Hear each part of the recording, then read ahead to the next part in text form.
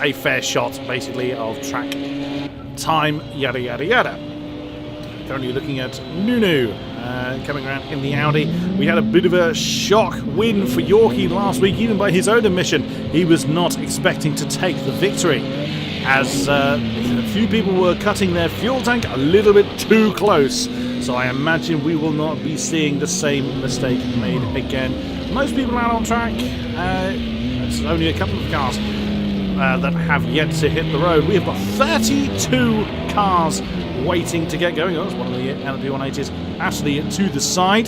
So hopefully that's not a problem. That's just them getting out of the way of those that have started their quality laps, such as Nunu here in the R8. Oh, getting very, very twitchy. Oops. Especially with these hybrid cars, you're not going to be seeing deployment through that middle sector coming through the horseshoe. You're going to see it coming out of turn 6, maybe coming out of the bus stop for turn 11. Just trying to get that run down to turn 1. Now, Doc is far more the expert than I when it comes to the finer specifics of endurance racing. I can blag it as well as the next man, but I've never actually been trackside. Unlike... oh dear, that didn't go well for Nunu. So he returns to the pits. Who else shall we have a look at? It's a driver we didn't get a chance to commentate on last time, Esgarki. Oh dear, he's got really caught up in a bit of traffic there. That's very unfortunate. He's in one of the Porsches, the 919s. And he got very much caught out there. He's been chased by, I think it's one of the Toyotas behind him.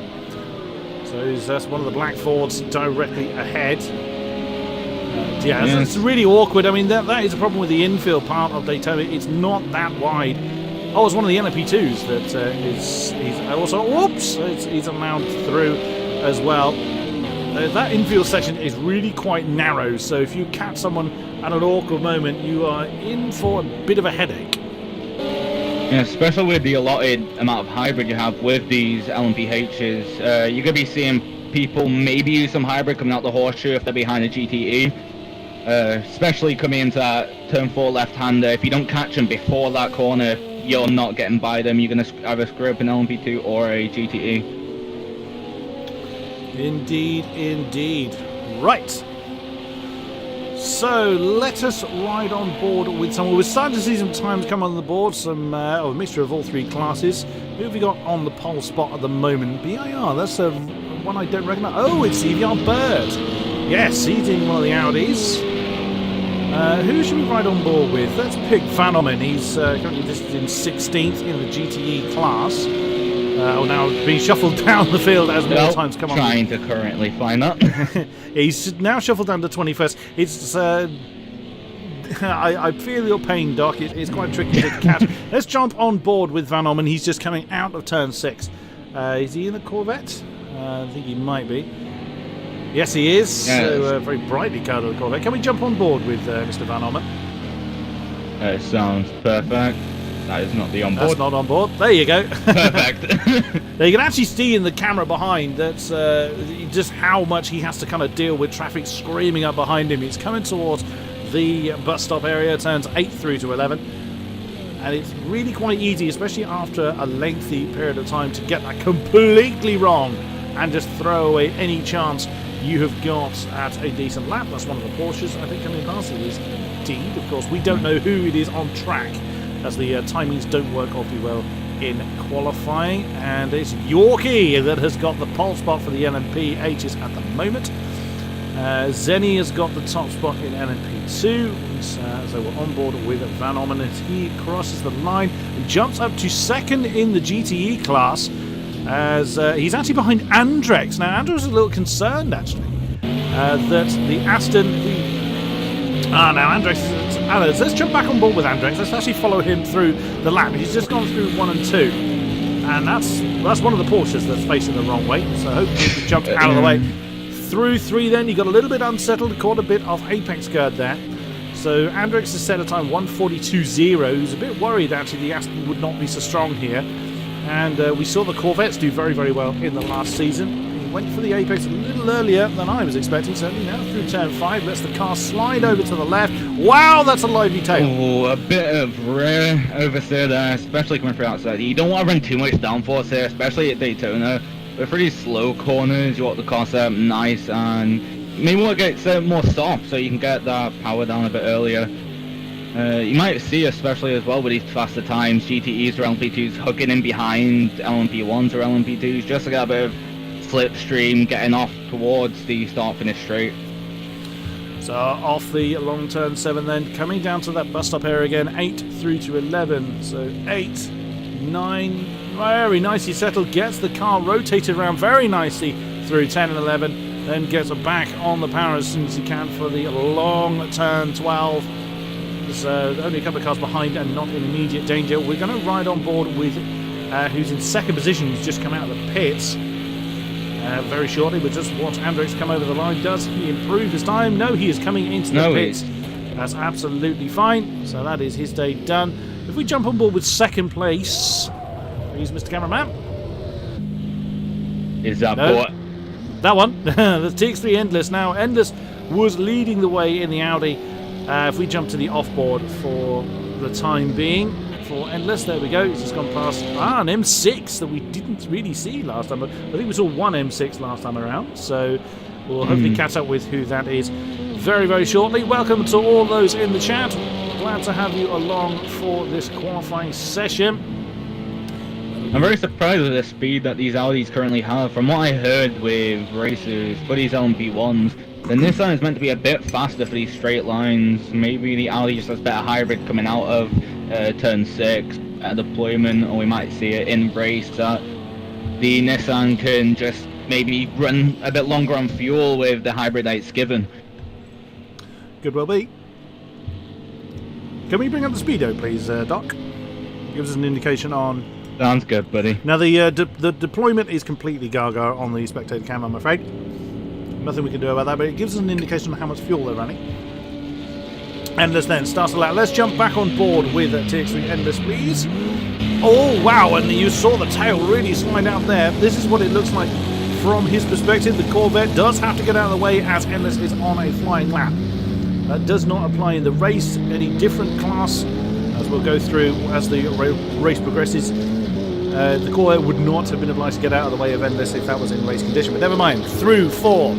Heavy on the brakes, hard over to the left-hand side, then sweeping through the apex of turn 5. Wow, you've suddenly had the stream pop up there, Doc. Now, heavy on the brakes again, catches the apex for 6, gets a little squirrely on the exit of that as he comes back onto the oval side. As he hugs very much the inside line, staying towards the apron through this section.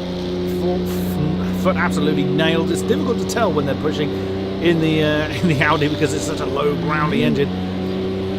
And I think he may well have actually backed out of that because of where the Porsche was, which is a little bit unfortunate. So he's going to get back on the gas. I don't think he's going to improve them from 127.9. Doc has had a headset malfunction, so he's going to hopefully sort that, and he will be back with us as soon as he can.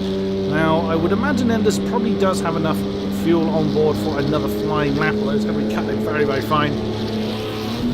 So let's follow him through as he tries again, and what he does there, he really sweeps through the whole turn 1 section, so that he's got a sort of a nice flowing arc as opposed to heavy on the brakes. Ooh, that's done that one. He caught up to traffic coming into turn 3 rather, and that is the end of. And he's lagging around everywhere. It would seem he's now put his car onto the infield. Dark, if you can hear us, we'll pick up somebody else on the off-board camera. Hopefully he can pick up. Hopefully he can hear us. We got Lucas. Off-board cam for this one, please, Dark. There we go.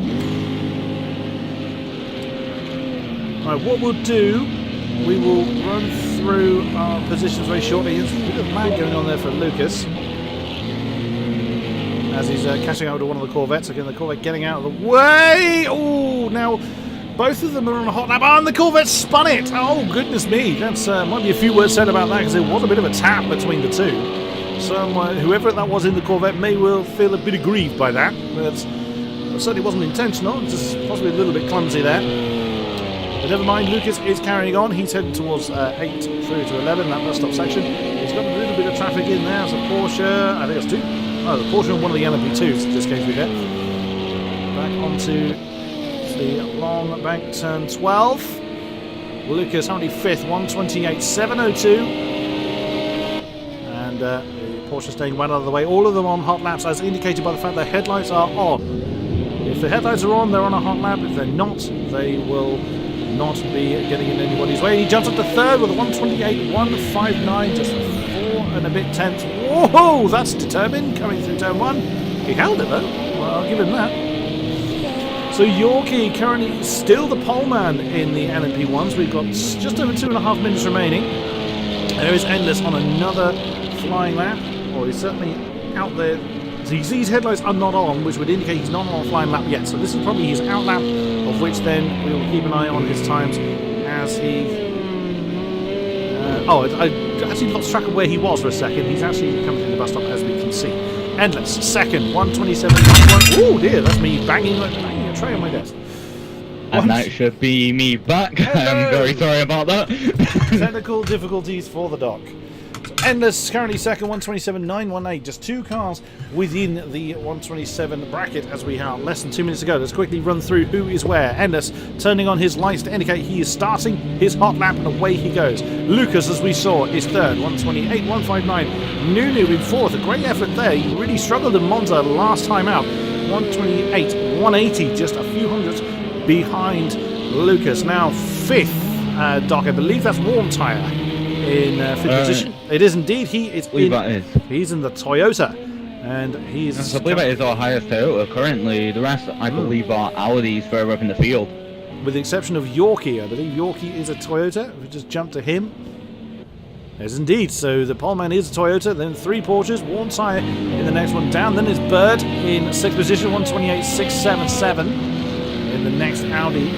He's had an argument with something. Looking at the side of his car. And then 7th is S. Gark in 130.499. That's one of the Porsches. Then, 7th has just changed hands. We just jumped to that. Oh, it's Llama. That's a name I don't... Whoops! And again, we're seeing a few people kind of really sliding their car around turn 1. Llama then 7th, 130.044. 9th, that'll be Spudbuster in the Porsche, I think. Yep, 130.580. Was it Deepa Zanchik that returns to us? 131.124. It is indeed. That's he's up to very unhappy Porsche. He's struggling there a bit, but there's still a little bit of time to go. Zenny still leads the way in the LMP2s. And, oh dear, having an argument with one of the Porsches indeed. That's brought that rather to an end in the bus stop section. So Scott in 2nd in the black Ligier 3rd. Joey is what he's referred to as, Jury Steenberg. 4th is Ultimate, Ulti, as he's otherwise known, and he's right in the midst of some GTEs. That's a slightly unfortunate place to be caught out. 15th is WhatsApp. Or 5th rather, is WhatsApp 136.864. And Gwegwin is the 6th LMP2 with Bo Raging Beard, beg your pardon, is the 7th and the final LMP2 in 7th place. Leading the GTEs is actually Leon the Sick One in the Corvette. Oh, he's had an argument with something as well. Andrex just knocked down to 2nd in the Aston. And qualifying is now done. The checker flag is out. Dawu is in 3rd. He's in a Corvette. He's just coming around turn 6 with the Hunter. His name finally appearing correct on my screen. He's also in an Aston, an airborne Aston. That's a very dramatic way to end your qualifying. It's Cornwald in 5th place in the Porsche, in the lead Porsche. Bo in 6th in the lead Ford. And then it is Van Orman, as we were looking at earlier, in... is he in a Ligier? No, that is beg your pardon, the Corvette. Yeah, that's the Corvette. Now, that looks like a Ligier. Oh, he's on top of one. Of course, they're in the same pit box. That really confused me for a second then. Van Orman... is that what that was? Marauder is in 8th position in the M6. And then it's Smolder in 9th in the Corvette. Then it is Linholt in 10th place in the Ford. Then it is F1 Racer, who returns to us at 1:43.64 in the Porsche, with Ticklish Picklewickle in, what is TBW in? Another Porsche, I believe. He's in 12th. Here he is, he is indeed in a Porsche. Ah, now that's not a name I don't recognise. Dal King 38 out there in a Porsche? Corvette. Oh, okay.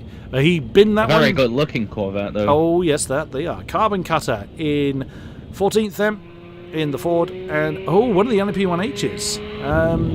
It's Sven. Didn't set a time. Oh, dear, oh, dear. But we could say this may actually be a strategy point if you think about it this way. Keeping the back of the field and not battling up in, say, P5, P6. Being in that cluster can keep the fact of keeping the car clean, getting through, maybe hoping other cars get damaged, and just sprinting through the field that way. But he's going to be in amongst two. Oh, Bird actually dethroned Yorkie right at the end there in the Audi with a 127.643. Very nice there, pushing Yorkie, he'll be pushing everybody down. And Zenvo, that is, I believe, Zenny, in the LMP2. Scott and Joey leading the way there. Leon, Dawu actually jumped Andrex by 0.3 as well for the top of the GTEs. Now, you might notice they're not moving, as is normal for Daytona. The reason being is the rolling start tends to be fairly problematic. Now, hang on, they're not moving because they're in the 2-minute countdown, beg your pardon. Yeah. That's why they're doing that. Now, what we're attempting to do, because the rolling start does have its problems, this much we all know, what we're trying to do, we've got the manual formation map set to see if that prevents chaos happening under the... I forgot to grab the qualifying. Did you grab the qualifying results? I've just grabbed them now. Cool. So everything in the list should be their correct positions right now. So what's going to happen here is that if there is trouble in the rolling starts and people get damage, what's going to happen is every single car, irrespective of whether they need to pit for repairs or not, are going to return to the pits. If that happens, Doc is going to jump down to our drivers and read out the correct qualifying results so that the grid is reformed and the AOR manual rolling start can then take place. If no one goes to the pits, i.e. if they've managed to survive the rolling start, then we will carry on as it is meant to be. So we just have to wait for the 2-minute countdown to end and hope that the game behaves itself.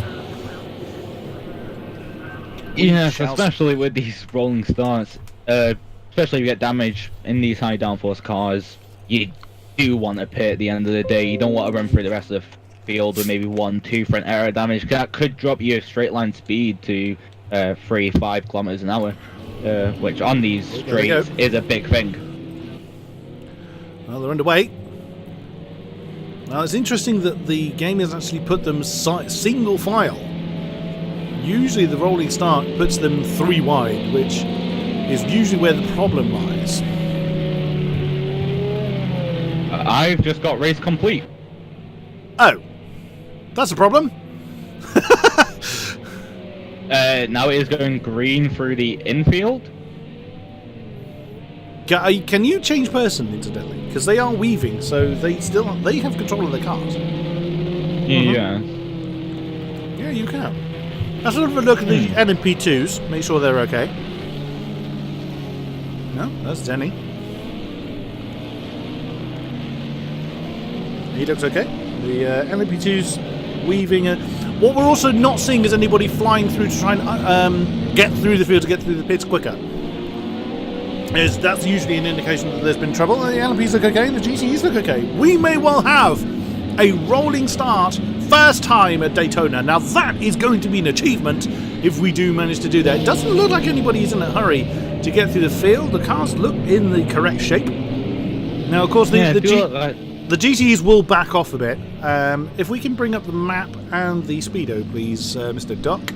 We'll keep those handy. Now, you see that the 3 classes will split into 3 distinct areas, just so we can cover the start of all 3 classes. One thing I have noticed, though, looking at Andrex's fuel. Crikey, he's light. 11 litres? I didn't even look Maybe loading up the wrong setup. Oh dear. That's a little bit more like it. 93.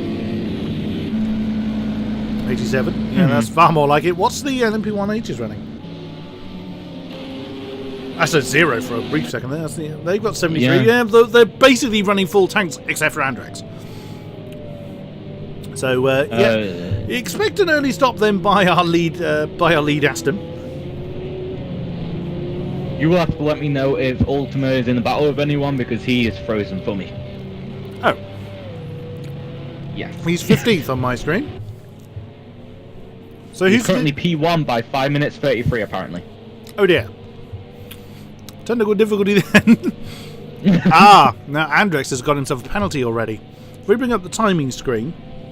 I just got race complete. Again? Yes, I am looking at timings. Total time DNF for every racer. Uh-oh. Well, they're forming the 2x2 line, so this is a definite problem, and if you can't sort it, then I can only see Bird. No, I've got save replay or return to race central. Leave and rejoin. Yeah, I'll try that. Well, we can look at the LP1Hs at least. Oh, there was a big problem right in the middle of the pack. That would be a big problem for, I would imagine that would be kind of Lucas, Nunu and Warmside there. Wow, Bird's very wide at turn 1. But has kept it all nice and clean. Yorkie's under pressure by Endless coming into turn 3. Oh, Bird's in trouble. Big impact there between Bird and Yorkie. 3, 4 wide coming through. You can hear the GTEs roaring off. Unfortunately, we can't look at their start, but looking at the back of the back of the shot there, you can see they seem to be doing okay. Endless has gone up to the start and up to the lead. And who was that was wandering off the road? It was Lucas. Lucas has gone too deep into turn 5. That's going to put him towards the back of the LMP1Hs. Wow, that's Endless getting very deep. Ooh, somebody else getting very deep as well. And that is Bird under pressure by Yorkie for that second position. Oh, that is getting very, very close. How are you doing there, Doc? I'm currently loading him back in. It does say I'm still race director, so it should be. It will do, yeah. Yeah, you'll be able to jump. Oh, wow, that's a huge problem there. That wasn't Yorkie, that was Nunu that had gone way too deep into the bus stop area. Then that could have been a huge accident. But as it was, did not come off. Then Bird is looking to make an overtake on Endless. Yorkie, as you can see there, is not too far behind. Side by side for the two Audis coming to complete the first racing lap. Bird has nudged in the lead, but of course, Endless still is closer to the apron. And through into the lead, Bird goes, but Endless is going to have the inside of turn 1 and regains the lead just about. So they're still side by side coming through that turn 2 complex, and Bird has to do it all over again, and a lot of penalties coming onto the board. So that's going to be rather interesting. Oh, Andrex loaded his qualifying setup. Oh no, that would explain why he had no fuel on board. That would be a problem for him. So the top 3, as we saw this last time at Monza as well, where we had a distinct breakaway in the LMP1Hs, and that's a breakaway between Yorkie and Lucas of about 1.5 seconds or so. So it's essentially you've got 2 groups of 3 at the front of the LMPs. Aha, you changed to Lucas. Woohoo. Good, that works again. And that's the front of the second group of 3. Lucas under pressure by Nunu coming into the slipstream, trying to do something for that 4th position. And he opts not to make that move coming into the bus stop area. Just bring up the timings a second, Doc, and see what everyone's penalty is. Because wow, look at that lot. Oh. And keep in mind his penalties may be off the rolling start from what he is giving them by slight contacts or off tracks that the air has done. A lot of these may well be 96. 96. 26. Oh, 26. By Zenpo. Ow! Zenny getting a big old block of penalties. Okay, let's turn the timing board off. And Lucas getting very twitchy there. That's a Yorkie he's on the back of. So Yorkie's fallen off the front of the field. As they are now coming through turn 3. those penalties probably will be removed unless they they would serve to make no difference to their particular position. That is up to the drivers whether they seek to get those resolved or not. Let's have a look at that's exactly what I was going to say. Good job. And Zenny's behind. That's Spudbuster in the Porsche. So there's probably been pit stops down there. If we bring up oops! Now, oh, take a cone with you. Why not? Oh, that's a lot of understeer coming through turn 5 for Zenny. But manages to keep it going. Like we said before, coming through turn 4, if you don't catch the car before that corner, it's going to be very difficult to keep it there and maybe hope that the GTE will hold its line. It's going to be very hard for the GTE to do that because that's a flat corner for them. Even on there, they're still pushing out wide to that curb on the right-hand side. Let me grab the speedo there, please, Doc. There you go. You've actually got people out of position, so you've had a lot of pit stops already. So at the back of this queue of 3, that's the Porsche, is on a lap down already. Out of interest, you said you had Ulti stuck in position. He's in 21st, 6th in class. Is that where he is for you now? Yeah. Sure. Yes. Good. So Andrex is actually at the top. Just bring up Andrex a second. Yeah, he's got to come in. He's got 2.3 litres. He's at the front of the class, so that's good. But of course he has to come in unless he's going to bring his car to a rolling halt. Let's just keep an eye on our current GTE leader. Yeah, so especially with, I would say, maybe 2 to 3 stops here for the GTEs. I'm assuming 2, being about an hour on fuel. But this is going to put an extra stop on Andrex, losing maybe 30 seconds or so. If you can catch that back in the race, then that's going to be a marvellous recovery drive. I seem to remember he had a similar problem last season at Daytona. Daytona did not go well. That hands the GTE lead over to the Hunter then, again in the Aston Martin. Very nicely done. He's wearing his RSR tags there. So the classes are still a little bit jumbled up. Oops, locking up, coming through turn 3, but continues nonetheless. Endless now leads the LMP1s by 3.7 seconds in the Audi. Not under immediate pressure. Bird is in second, with Yorkie less than a second behind. So Audi, Porsche, as they now started to come through the field of GTEs. Now, as a reminder for those that are new to the season, if you are coming up to a car of a different class, so for instance the LMP1s or LMP2s coming up to the GTEs, you see Ulti there in 5th position. He's on the back of the Hunter of course leading the GTE field, so that's an on-track position for Ulti but not a class position. So for instance what we saw there was Ulti coming up to the GTE of the Hunter. The Hunter is not obliged to get out of Ulti's way, so the GTE is not obliged to get out of any of the LMP's way. It actually makes the pass a bit easier to predict for the faster car. So it is up to the GTE, or indeed the LMP2 against the LMP1s, to hold their line. It's up to the faster car to work their way around. That's Cornwald on the back of Gwegwin for the GTE class lead. There you see the Porsche. Oh, Gwegwin actually is not in the GTE class, is he? He's LMP2, so that's... No, he is LMP2. Yeah, that confused me slightly there. Of course, the game telling us what is actually correct. Gwegwin is on track, position ahead of Cornwall. That's actually a Corvette coming out of the pits. Unless Andrex has managed to change car, someone else has had to come in. That's it would be Dawu. Yes, that is Dawu. Oh dear. That would be why. Yeah, especially with that car being so banged up, scrapes on both sides. Possibly had something with the wall, I'm assuming maybe on the oval being pushed wide, possibly LMP2, LMPH, or just going too close to that wall on P1. Indeed. So now Dawu is having to get out of the way for those particular GTEs. That's because he is under blue flag conditions there for a car of same class. This applies to all 3 classes. There is Lindholt, one of the 2 Black Forts, Carbon Cutter, his teammate directly behind him. So for GTEs being lapped by GTE, same with LMP2s and LMP1s, they do have to get out of the way for blue flags of their own class, but not for a different class. If an LMP1 is being lapped by an LMP2, they're having a very, very bad day. That moment. That's Dowking right under his rear wing. Those 3 Corvettes line astern. Oh, listen to that. Gorgeous roar. That'd be 6.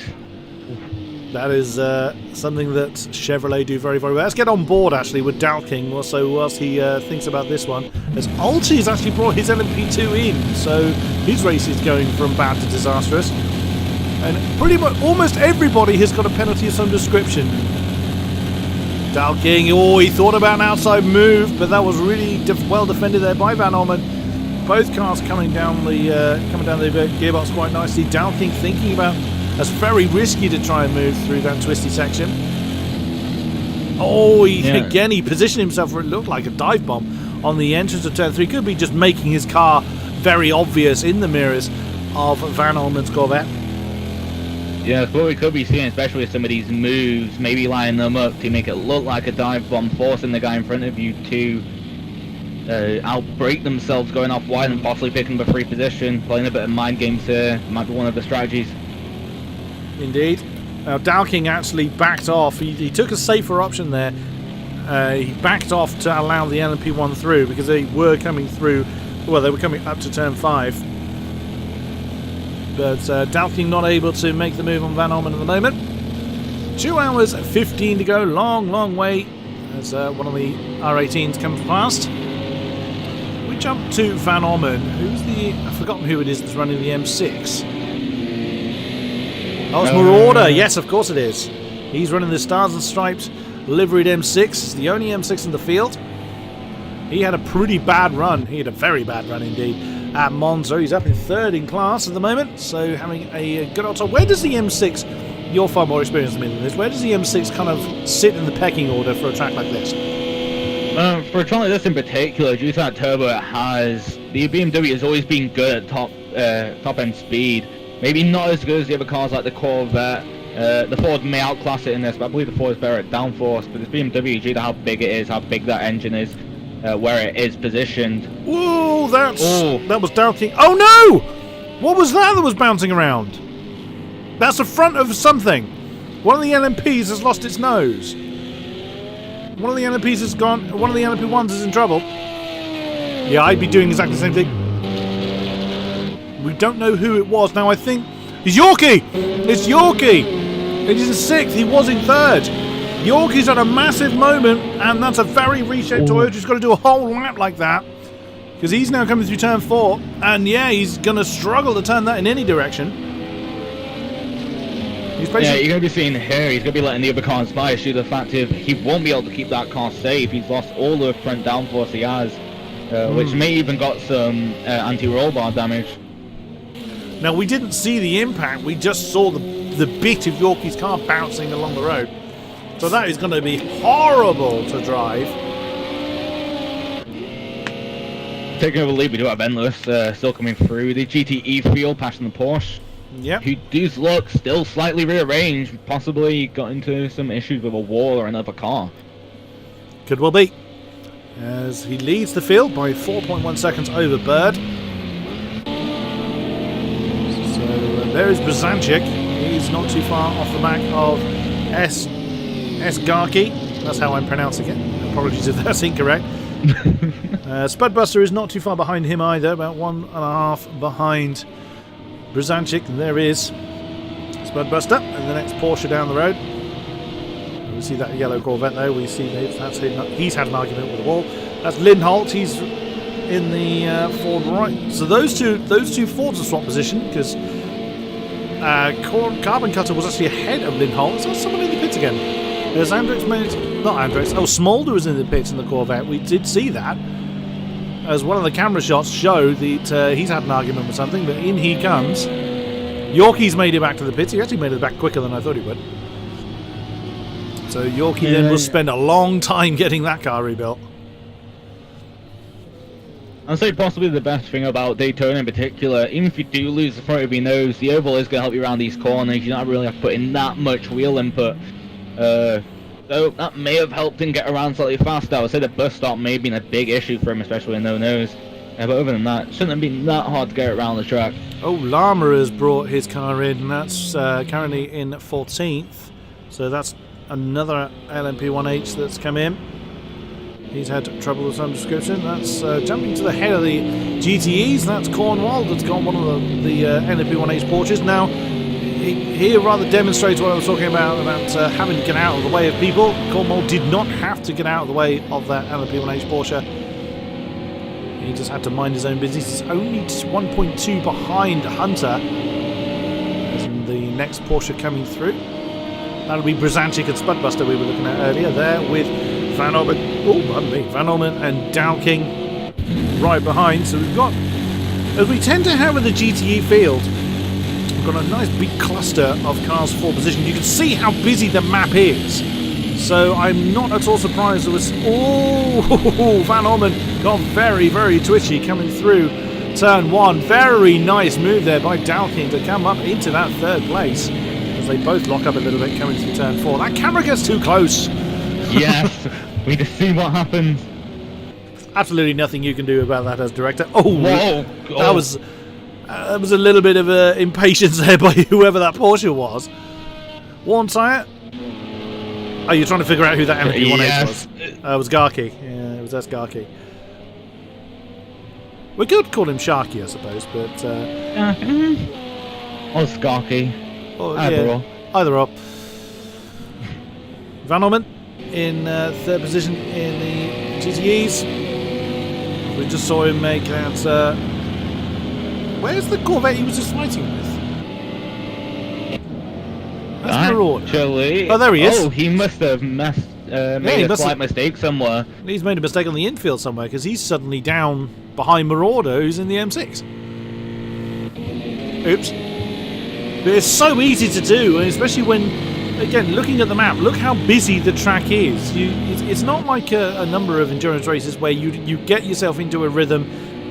You've got very few people around you, so you can not so much relax as such, but you don't have to panic about so much where anyone else is. Oh, lovely bit of slipstream there by Van Orman. Cornwall, I don't think he's going to have an answer to that, as Van Orman jumps to the lower side of the end of turn 12. Breezes through into second. I don't know whether it is just visual or not, if that damage is actually affecting the car at all, or if it's slightly over-exaggerated from what it's looking like. Well, what do you mean? On the Porsche. The damage on Cornwall's car for you? No. A lot of damage. Now, yeah, what you'll note, because you've had to rejoin us, Doc, what you'll have is basically... for you, the game would have lagged as you rejoined, but basically Cornwall's car, as far as your client is concerned, threw it in the wall. But no, Cornwall's car is completely clean. No, damage is most certainly on, as is rather proven by the Corvette behind him, who's a little bit rearranged. The actual car, position-wise behind Cornwall, is that M6 we saw at the back of that shot of Marauder. There he is. But Cornwall then losing second in GTEs to... He's only just happened and I've forgotten who it was. It was Van Orman. Oh, there he is. There is. Wow, that's sideways. Oh, well held there by Van Orman. Oh, and Cornwall got sideways trying to actually... Whether Cornwall was actually trying to make a move there through the bus stop section coming through turn 10 is... I would imagine that was probably more an evasive maneuver than it was an actual... attempt to overtake. But Van Orman is especially how... No, go on. Yeah, especially for how that car is set up mid-engine. If he's got his brake bias slightly too far back, having to touch that brake slightly too hard, lock up the rear tyres, send the car sideways, even if it's especially halfway through a turn, rear left or rear right could lock up, sending that rear out. If he could have held it, he could have grabbed that position back, but other than that, nothing really could be done. Let's get on board with Van Orman, because we'll be able to see the Hunter ahead and Cornwall in the monitor behind. So this is the podium 3 for the GTEs at the moment. Of course, they still have over 2 hours to do. So a long way to go. But and you'll be able to answer this. This is something I surmised about last time at Monza, but every time I commentate on endurance racing. When you're in this position, you're early in a long race and you've got not necessarily the lead of your class, but a position ahead of you. How easy is it to just kind of just race, just try and get that position, as opposed to think about your strategy, think about your rhythm, yada yada yada. How easy is it just to kind of say no, calm down, let's stick to the plan? It really depends how the race is going so far. Say you've been battling for the first 20 minutes or so, just holding a position. As soon as it gets past those 20 minutes, you need to get into a groove. You need to calm down. You cannot be pushing the car too much. Because anything at this point can ruin your whole race. One punt into the wall could spend another 20 seconds in pit. At that point, you're outside of the position you just were. A P2 or P3 or P4 position is better than a P14 at the end of the day. They've got to think of this, got to think of the long game, run their strategy, not trying to overdrive the car. Absolutely. Looks like that battle has settled down a little bit. Actually, third in GT's changed. Cornwall. Cornwall's. Oh no! Jump back to that. We were. Someone's facing the wrong way. There was one of the GTEs. I wonder. Just jump to F1 race for a second. Was it him that was facing the wrong way? It was one of the Porsches. Very last. We've actually lost 2 cars from this race already. I would imagine there's a couple of our GTEs that we've lost. Could have been someone. Sorry about that. Whoever it was that was facing the wrong way has moved, so... we've got some Discord lagging problems again. No! Damn you, Discord. That's not going to help. Hopefully Discord sorts itself out, because Doctor sent me a message. And that's what that Steam ping is. Oh well, we do what we can. We do what we can. There's Dow King. We saw him fighting with the Corvette for Van Orman for what was then 3rd position. It was Cornwall that was facing the wrong way. Oh dear. There's Van Orman in 2nd. He's still on the back of the Hunter. It's only 7/10 that separates the 2. So the GTE's looking pretty sharp at the moment. There is the Aston of the Hunter leading the way. Oh, I believe we are back. Haha! Haha! Damn you, Discord. Right. Well, let's have a look at who is where. Let's run through everybody in order. As the race, as we're now kind of starting to get into the rhythm part. There is Endless. He leads EVR Bird by 9.3 seconds as he's just come, as Bird has just come through into turn 5.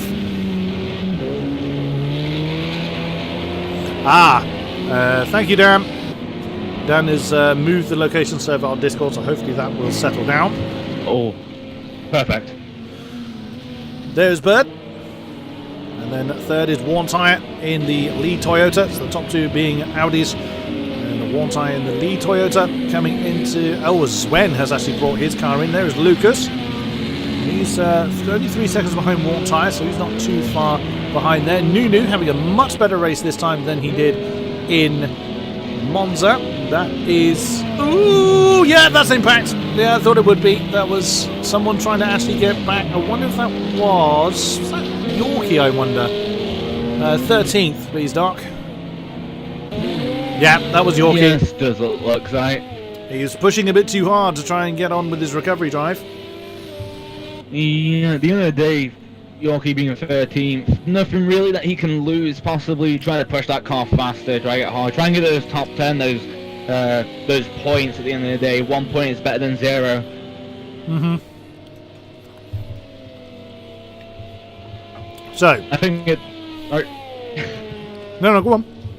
I think at this point, especially with the LMP2s, people have dropped back a minute or so from the lead and outside those point positions are going to be pushing hard. They're not going to really be thinking about next hour, the next 2 hours. They're going to be thinking, can I gain a second this lap? Can I gain a half a second this lap? And that might be the most dangerous point of this race, especially coming through these GTEs and LMP2 fields. You might think, there's a gap there, I can go for it.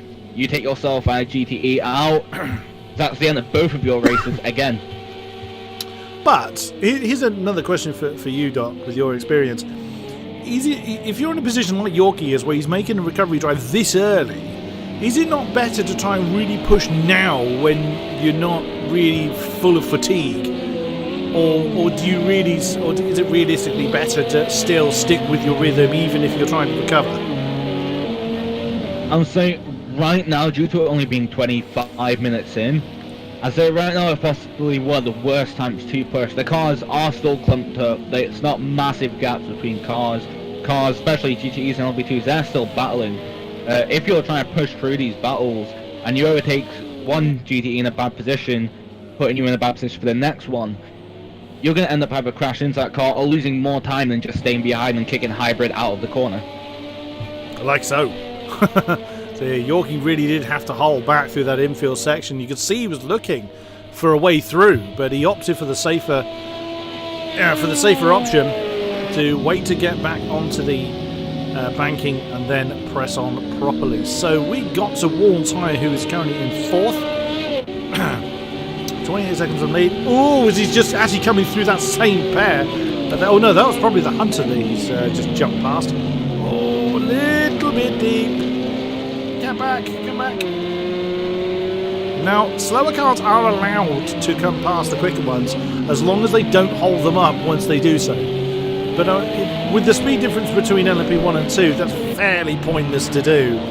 But the speed difference between LMP2 and GTE is not so drastic, so you might see GTEs jumping back ahead of an LMP2 if they just had a big moment and slowed themselves down. Would you say, Doc? With the way the GTEs and the LMP2s have been set up in this game in particular, now that the time has increased of when previous test seasons, of that gap maybe only being 4 seconds now extended to around 7, especially for a track like this. I wouldn't say a GTE is going more likely passing front.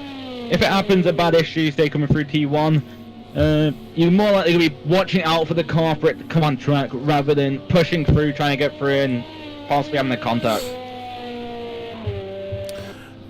So Wall Tyre then is 3.5 down from Lucas, 9.7 ahead, well, around about 10.5 now from Nunu. Has Nunu just had a problem? Oh no, Doc's headset's gone again. And Gwegwin's in the pits. We've seen a lot of pit stops at strange times, but this race has been a rather unusual one for Daytona. Oh, we just saw there at the front a couple of people having a bit of a battle. So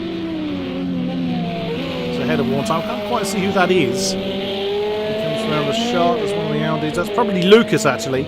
So he's gained time on that Audi because they were battling with the LMP2. This is of course all part of endurance racing. When you can, Mr. Doc, if we can look at Nunu in 5th. Nunu's lost some time. So Nunu made a mistake last time around looking at the lap times. Oh, you saw how that LMP2 really understeered there. Coming into turn 6. Hopefully Doc will catch up with us soon. Hello, Berserker. You're on holiday at the moment. Oh, I see. Once again, thank you to those that have joined us in the chat. Always a great pleasure to have you along. We have had a few technical difficulties in tonight's stream, so apologies for that. That's Spudbuster. That's very close to Brzanczyk. The two Porsches having a battle there. That's for 7th in the race overall. As they come into turn 6 yet again. Spudbuster very, very close. He's gone. Oh, and he hit the wall. But he managed to get back on the pace pretty quickly. You back again, Doc? Yes, I am. What is going on with your headset, sir? My equipment is not liking me today. No. First my power, and now my headset. That's how we lost Doc last week. He had a big power cut, actually, before the race started. Well, long before the race started, which didn't come back. Long before the race You then had another one today. Maybe your power grid is trying to tell you something. Yeah, it's telling me, don't race. Don't commentate. You're not good enough for this. Absolute nonsense. Absolute nonsense. Let's jump up to where Nunu is. Oh no, that's not Brzanczyk. That's Spudbuster's coming around. That's one of the LMP2s. So I thought that was a possible position. Oh, and again, it's so tempting to do that. Just come off too. Oh, there's been an incident behind them. That was one of the LMP2s. Yeah, who was that? Oh, it was Joey.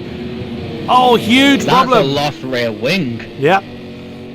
Yeah, he's going to be limping back to the pits. And this is why, particularly when you've got this many cars, when you have this kind of issue, you never ever give up, because anyone can have a trouble. Actually, as we saw that last week with Endless, having to come in for a splash and dash at the end, which gifted Yorkie the wing.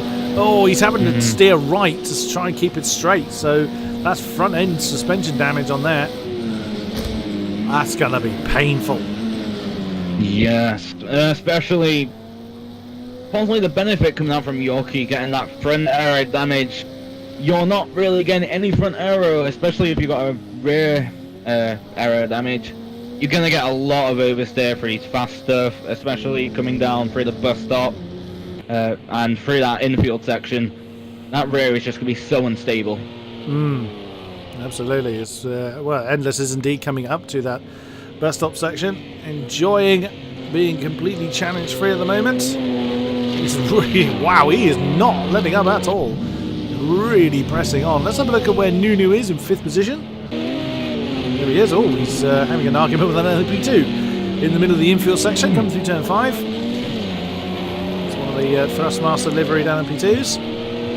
And he carries on his merry way. 14 seconds down from Warm Tyre, but a comfortable 22 seconds ahead of Garkey in 6th position. Looking now over towards Yorkie, he is now back into the points. Oh, wow, he's up to 9th now.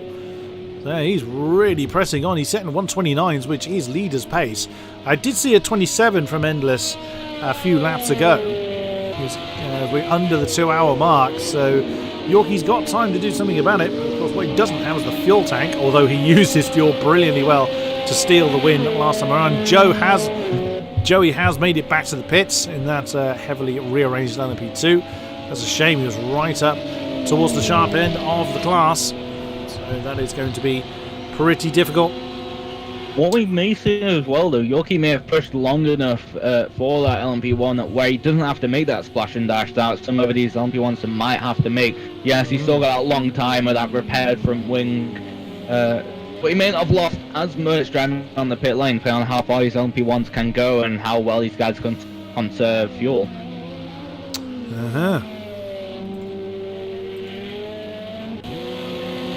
So, as we look at Zenny then, as he leads the LMP2s, and among some of the GTEs there, he is 12 seconds. Actually, it's Yorkie that is behind him on track. Oops, Zenny bounces a bit off the wall. Yorkie's got he's got a minute to gain to get to Spudbuster. So, he's got a long old gap to gain there, but anything can happen. Actually, how much fuel's Endless got? Let's check. 10 litres. Well, so we're looking at still on 40. Well, he's been through the pits much more recently. So what are we looking at? About 3.5, I think, per lap here. Yeah, I'd assume around there. So we may see him come in within the next 3, possibly 4. If they can push it, maybe on lean fuel mix. He's going to be upset. Going to be upset. I'm reading the chat. That's where the word upset came from. He's going to be coming in fairly soon. Where is Garkey? That's where we got to in our running down the field. There he is in the Porsche.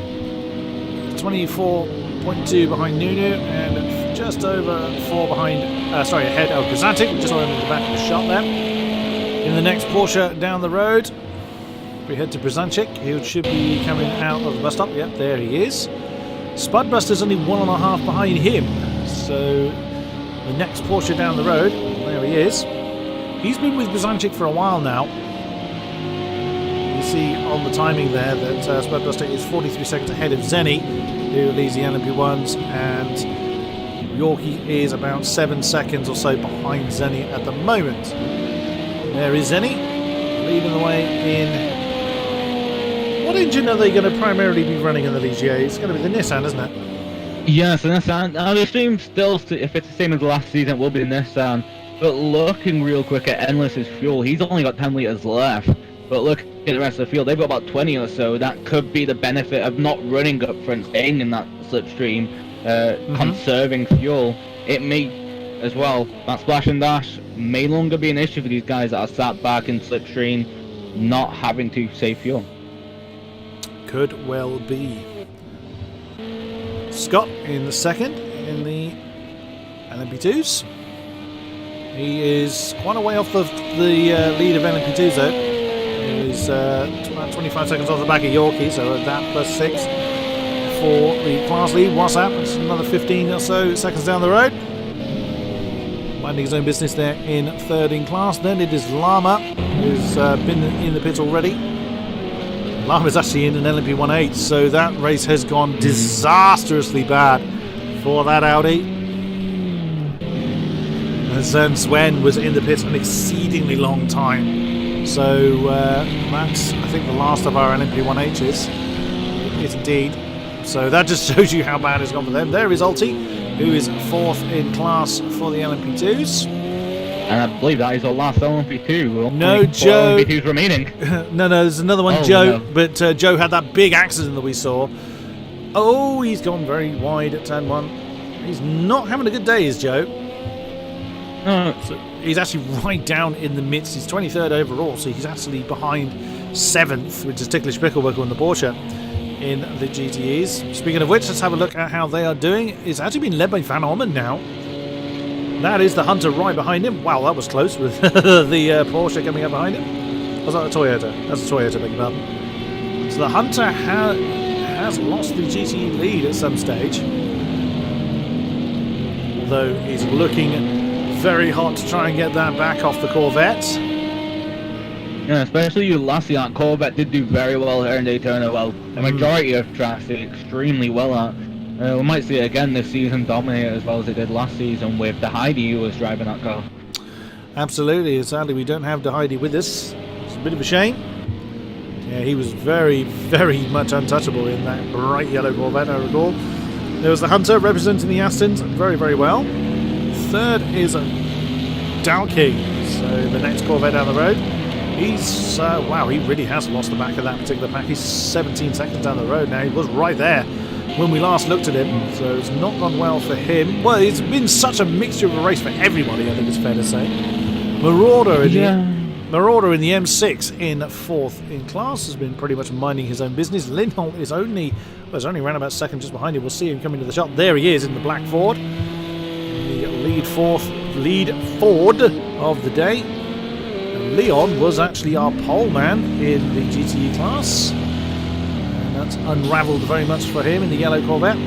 There is TBW, Ticklish Picklewickle in the Porsche. Still in the back of the shot.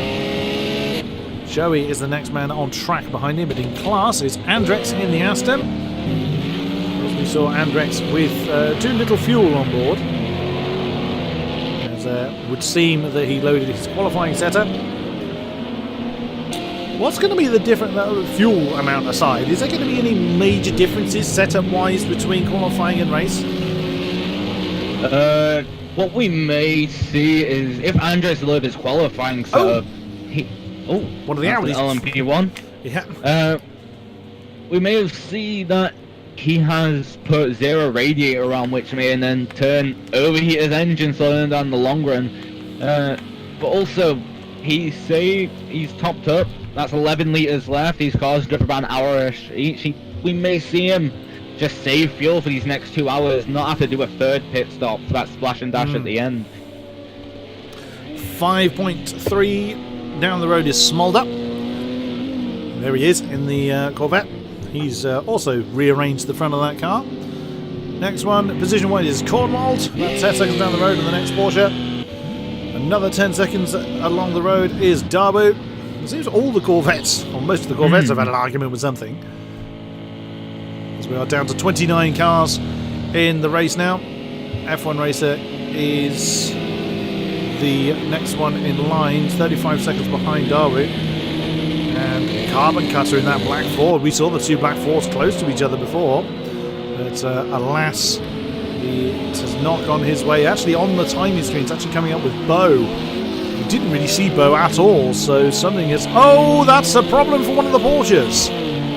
There's the Porsche there, we just see it's missing the nose. Yeah. Oh, who's that? Nope. We'll find him in a minute. Spudbuster. There he is. Oh, no. So, I mean, Spudbuster was already Come towards the tail end of the field. And Hunter has brought his Aston in. I'm assuming that's for fuel. If we jump to 17, and along Zenny has brought the LMP2 in as well. That's going to be for fuel. Oh, 30 litres in the Aston. No, 30 litres. Interesting. He's gone for an early stop there. Zenny, surely that's going to be fuel. First, 10th overall. There he is. You just see him coming in. Yeah, that's fuel. So he had no choice. He had to come in at that moment. Otherwise, he was going to park it for the day. And we should see the Endless actually come into the pits possibly this lap. 1.9 litres left. He's not going to make it. In this lap, he's not going to... No, he might possibly not. He's not going to make that unless he crawls back to the pits. He did this before. He's really one for playing with the fuel amount in his tank. Scott's also come in from second in the LMP2 class, so that again we can assume is a scheduled stop. Yeah, Bird has brought his car in. Surely Ender cannot do this. Surely. All eyes on Endless at the moment. This will be the most amazing amount of fuel saving. I wonder, is he going to stick behind the Corvette? Nope. They want that idea. Well, we may also see that he doesn't use much hybrid on these straights, popping up gears faster. Because hybrid, it isn't actually part of the fuel, it's battery recharge, which he could be using this to get that speed up, getting the 6 fast as he can, and bring those high revs to try and save fuel. You might actually make it 0.9 coming through the bus stop. Oh, true, Still yeah. gonna be close. That's probably a little closer than he would have liked. But yeah, he'll make that then. Yeah, exactly as you say. But of course, he would have had to have burnt the battery to do that. You wouldn't want to run your car like that, as Nunu brings his car in as well. You wouldn't normally do that, though, would you? No, it's too close of a shave. You're saving maybe 1 lap of fuel. That was enough over the 2 stops. Yeah, that was certainly enough for Endless. It was probably a case of gotten into the rhythm, just simply forgot. As Nunu gets now underway with 50 litres on board. That's as much as the Audis can hold. I think we discovered the Toyota can hold a bit more. I think. Oh! Another Audi out there with 0.5 litres of fuel left. Yeah, Lucas is... whoa, that's close! That was a few words maybe said about that, because he shouldn't really have gone to the outside and then cut in front of someone like that, but he has just about made it back. Yeah, of course, he nearly had to get out and push. That's one of the Porsches in. WhatsApp in for in second place in the LMP2. As again, he's pushing his fuel tank so very close to the limit. These are brave boys. There's when they're chatting through the field to see if anybody else is pushing their fuel. Not to the same degree. It doesn't look like it. Everyone's being quite safe with their fuel, making sure they have at least a lap left when they come in, or just under a lap left.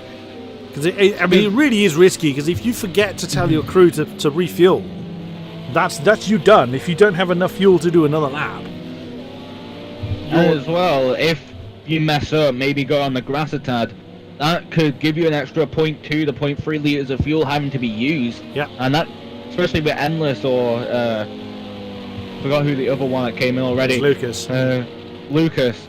That could have got them out of the car as soon as they entered the pit. Yeah. So Warnsire now leads the race in the Toyota. He's got another 8 litres on board, so another couple of laps for him before he comes in. You can see the white dot on the map is Endless in second as Alti brings his car in from 4th in class, 15th overall. That assumedly is a schedule stop for him. Well, a little early, 14.3, but of course we're judging their strategy based on their fuel amount, because that's the best guide we've got here in the com box. But you would you say the fuel in a race like this is your main guide for strategy? Assuming you don't get any damage. Fuel stops, yeah. Assuming no damage, fuel stops what you're gonna be aiming for. You've got a maximum amount of fuel, well, minimum that you need for this race. You can position it around there. Say you want to try and stay with the lowest amount of fuel as long as possible, like a car, faster times. At the end of the day, we might see a lot of guys possibly running the same set of tires all the way to the end. Their times will be slowing down, but that's saving an extra 10, 15 to 20 seconds, depending on which car class. And as we saw last time out in Monza, that is definitely worth a consideration, considering the win was by a matter of a few feet in the end. How many do we still have with us? We have got 27, so we have lost another couple. I think we've lost a couple of our GTEs from the race. We have 5 LMP2s remaining and 11 LMP1Hs. So we're now down to 27, which... Oh, Spudbuster, have you actually... I think that's a graphical glitch, because on Yes. some screens, some shots, he's actually... unless he's actually bringing his car in now to get that damage repaired. Oh, he was out there for a long time, unless he's had another incident.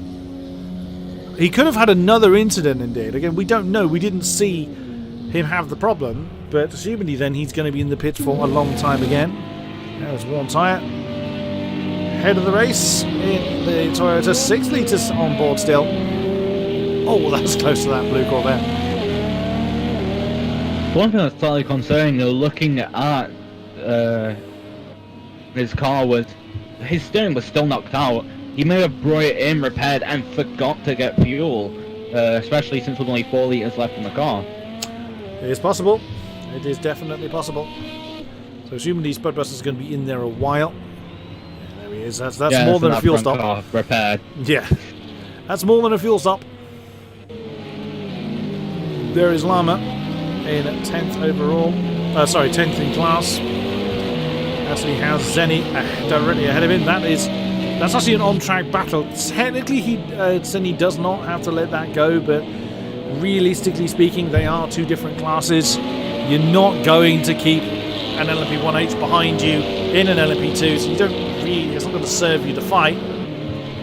Strictly speaking, he doesn't have to, and it didn't look like Zenny really wanted to let Llama go there. Although Llama isn't getting past that LMP2 particularly quickly. Now Zenny slots in behind. Llama may feel a little bit aggrieved by that. That's the nature of the beast. One thing that I'm seeing, though, Yorkie with an incredible recovery drive. We saw him last time a minute down from P8. He's now P8 with only 30 seconds down from P7. He's slowly climbing back up. Possibly might even catch, if he can pull back these 40 seconds within the next hour and 3/4. We may see him pull up even to P5 since it's only 40 seconds down the road, depending on how this race goes. And he's actually catching the leader, depending on time-wise, running slightly faster laps each time by. Oh, wow. Enders just did a 27.7. He's the only person I've seen so far in that, sub 128. So that is absolutely amazing pace from him. I've seen an old name in the chat there. Hello, Ranger. He was the man responsible for getting me in the commentary box for Rocket League when AOR did that last year. That was tremendous fun. Good to see you. Hope you're well. Oh, that was close. There's Joey. We saw him have that massive crash in the LMP2. He's still working his way back towards the LMP2 class because he is 5th in class, but there are only 5 of them left. He still has another... what's he got to get to the LMPs? He's still got another minute to gain. He's on the tail of Ulti. Yes.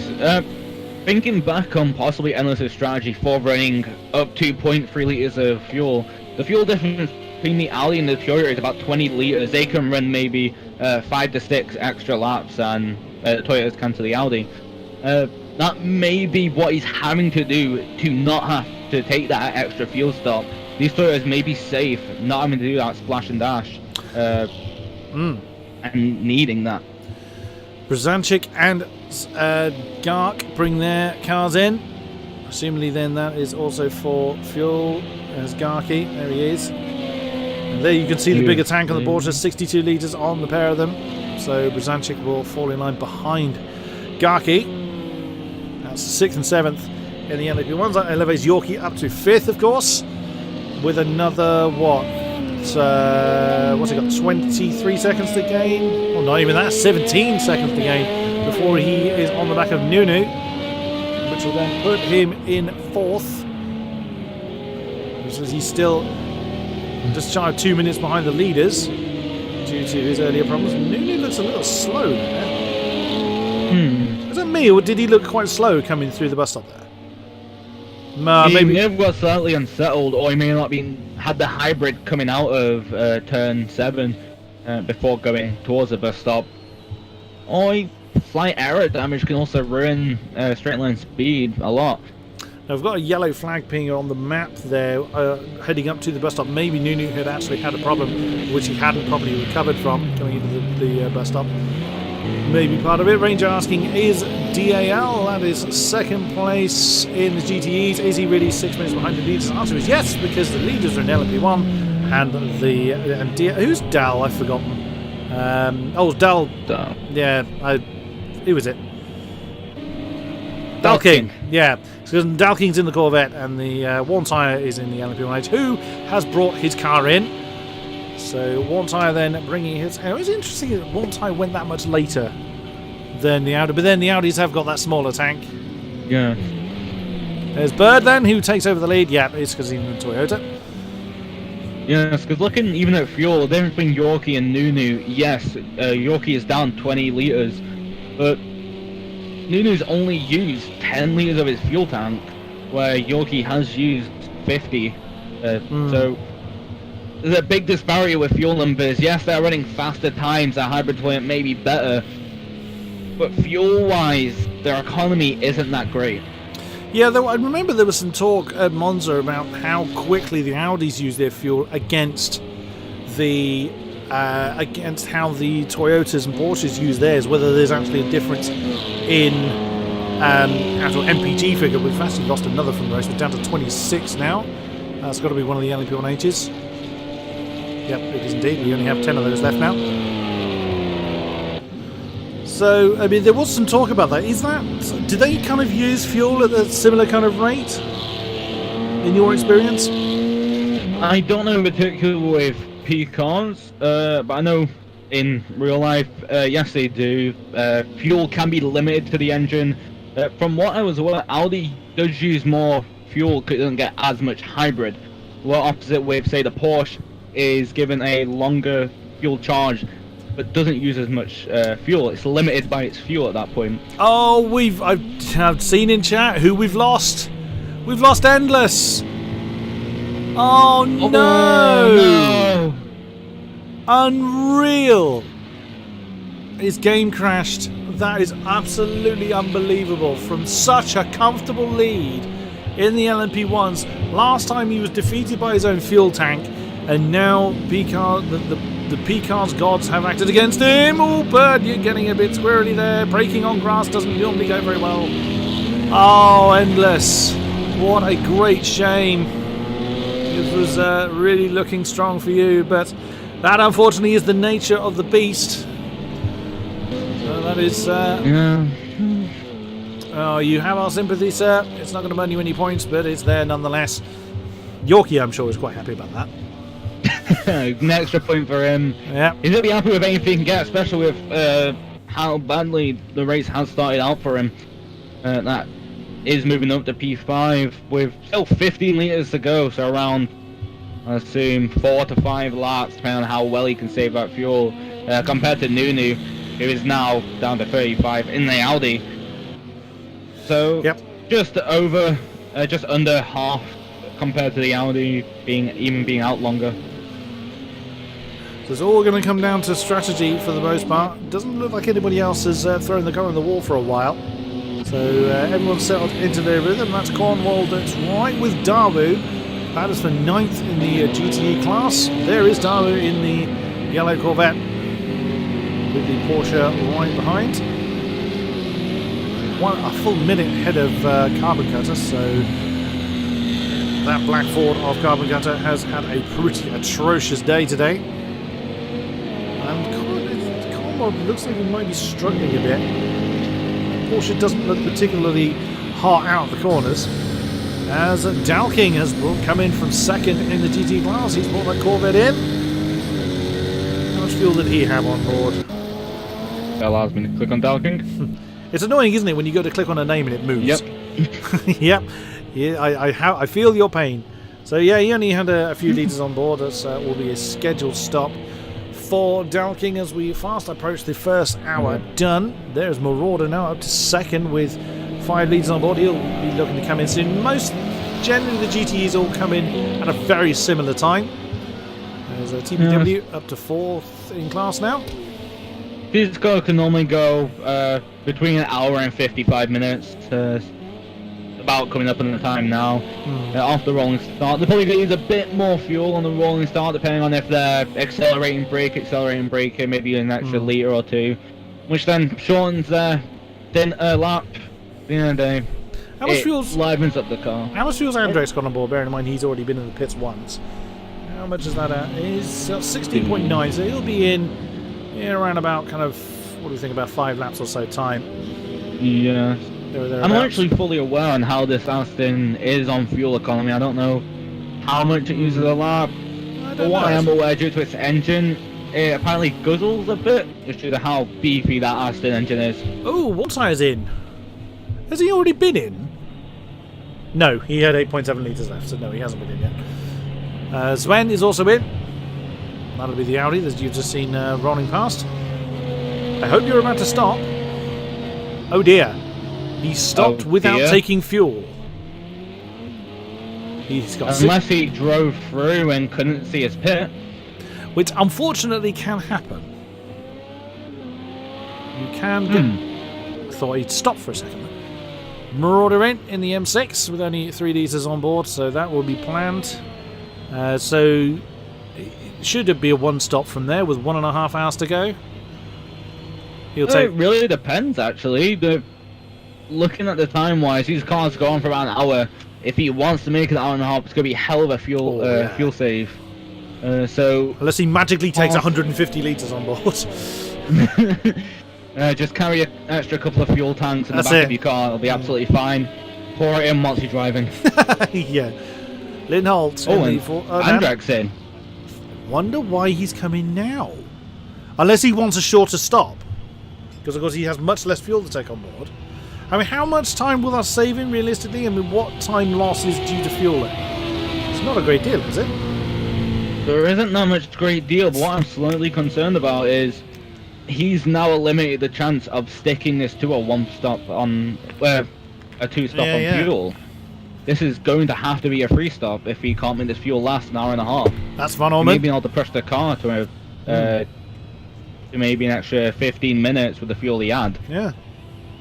Which he, well, that's an interesting one for Andreas. He obviously didn't want to push the fuel tank, so Van Orman has come in.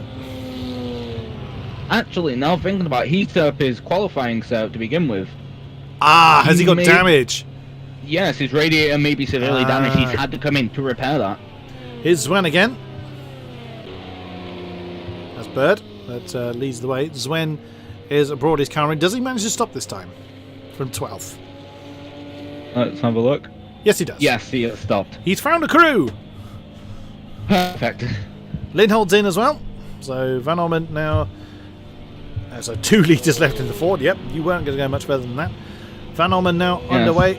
And Andrex then taking on... Looking at how long that stop is, yes. Yeah, it's got to be damage. That's going to be a long day for Andrex if he's going to keep having to have... Because you think that... Oh, it's as Andreas has just confirmed in chat, 95% engine damage. So that exactly backs up what we were saying earlier about the radiator being too closed, and he's just killing his engine. Yeah, especially now with the time going on longer, the track getting hotter, the air temperature getting hotter. That engine's going to be put on a lot more stress, causing that engine damage to rise. Especially when those numbers start getting higher, it accelerates even more. Lama is in as well from 10th position. This is a very long pit stop. Oh, Andrex. You're running your qualifying setup, we understand. Yeah, it's quite quick. I'm sure you led your class for a while. I did. It was good. Good start. Yeah. How long? Too busy trying to get these clowns to sort themselves out on the formation lab and stuff, and I forgot to change to race strategy. So, yeah. Oh dear. Well, I mean, 95% engine damage at the moment, so it's taking a very long time to repair. Oh dear. Well, I mean, if your engine does go bang, feel free to join us again. I may do. It's probably got another 20 odd seconds repair time. Wow. We see Sven's had some trouble. He's been in the pits twice. He's now underway again. And he's not taking fuel. Is, to be fair, but well, he took some fuel. It's going to have to be a 2 long stop. Oh, and for the wall. Sven's in a lot of trouble. We can see on stream. Right, I might be going soon, so I'll leave you to it. Right, you are, Andrex. Good luck. Good luck, Andrex. Oh, Cheers. Sven is in a lot of trouble. We saw him bouncing off the pit wall, and he's not taken all fuel on board, so that is not a happy Audi. not at all. We may see it at some point. It does look like he's starting to give up on hopes, just by the way he's driving, not really taking much care of the car. Not trying to put it in a bad way at all. But as long as he can keep in it, keep it that 10th position, that's points at the end of the day, that might help in the championship. I think the points only go we've still down. got a lot of tracks to go. I think the points only go down to 8th, so he will be out of the points at the moment. But you just never know what's going to happen to anybody else as the race continues. Maybe he was, unless he was distracted, or something like that. Who knows? There is Yorkie now. Yorkie catching up to P4. Yeah, but he's only got 4.5 litres left, so he's going to have to come in soon. Oh, yeah. It was a great shame, but yeah, he's right on the back of one tyre. There is the second Toyota, who was leading for a period of time. Joe's in the pits again in the LMP2 from 15th overall. And that, again, he's come in with 28 litres on board. I would assume then that that's going to be damage related. Possibly. Maybe another one with the qualifying setup on. Yes, actually, that might be an issue. But when we checked before, he didn't enter the pits until 40 minutes in to begin with. When we last checked his first pit stop, he came in with 28 litres. Yeah. As TPW comes in, he was leading the GTE field, but that was down to pit stops again, so he brings Porsche in. Van Orman was just being pestered there by one of the LMPs. The front of the GTEs are still fairly close together. It's one of the Porsches right behind the Corvette. He's going to take the inside line for turn 4. Pretty comfortable with the Hunter. He's only a couple of seconds behind in the Aston, so Van Orman has opened up that gap a little bit. 60 litres still in the Aston. What's still in the Corvette? I forgot to look.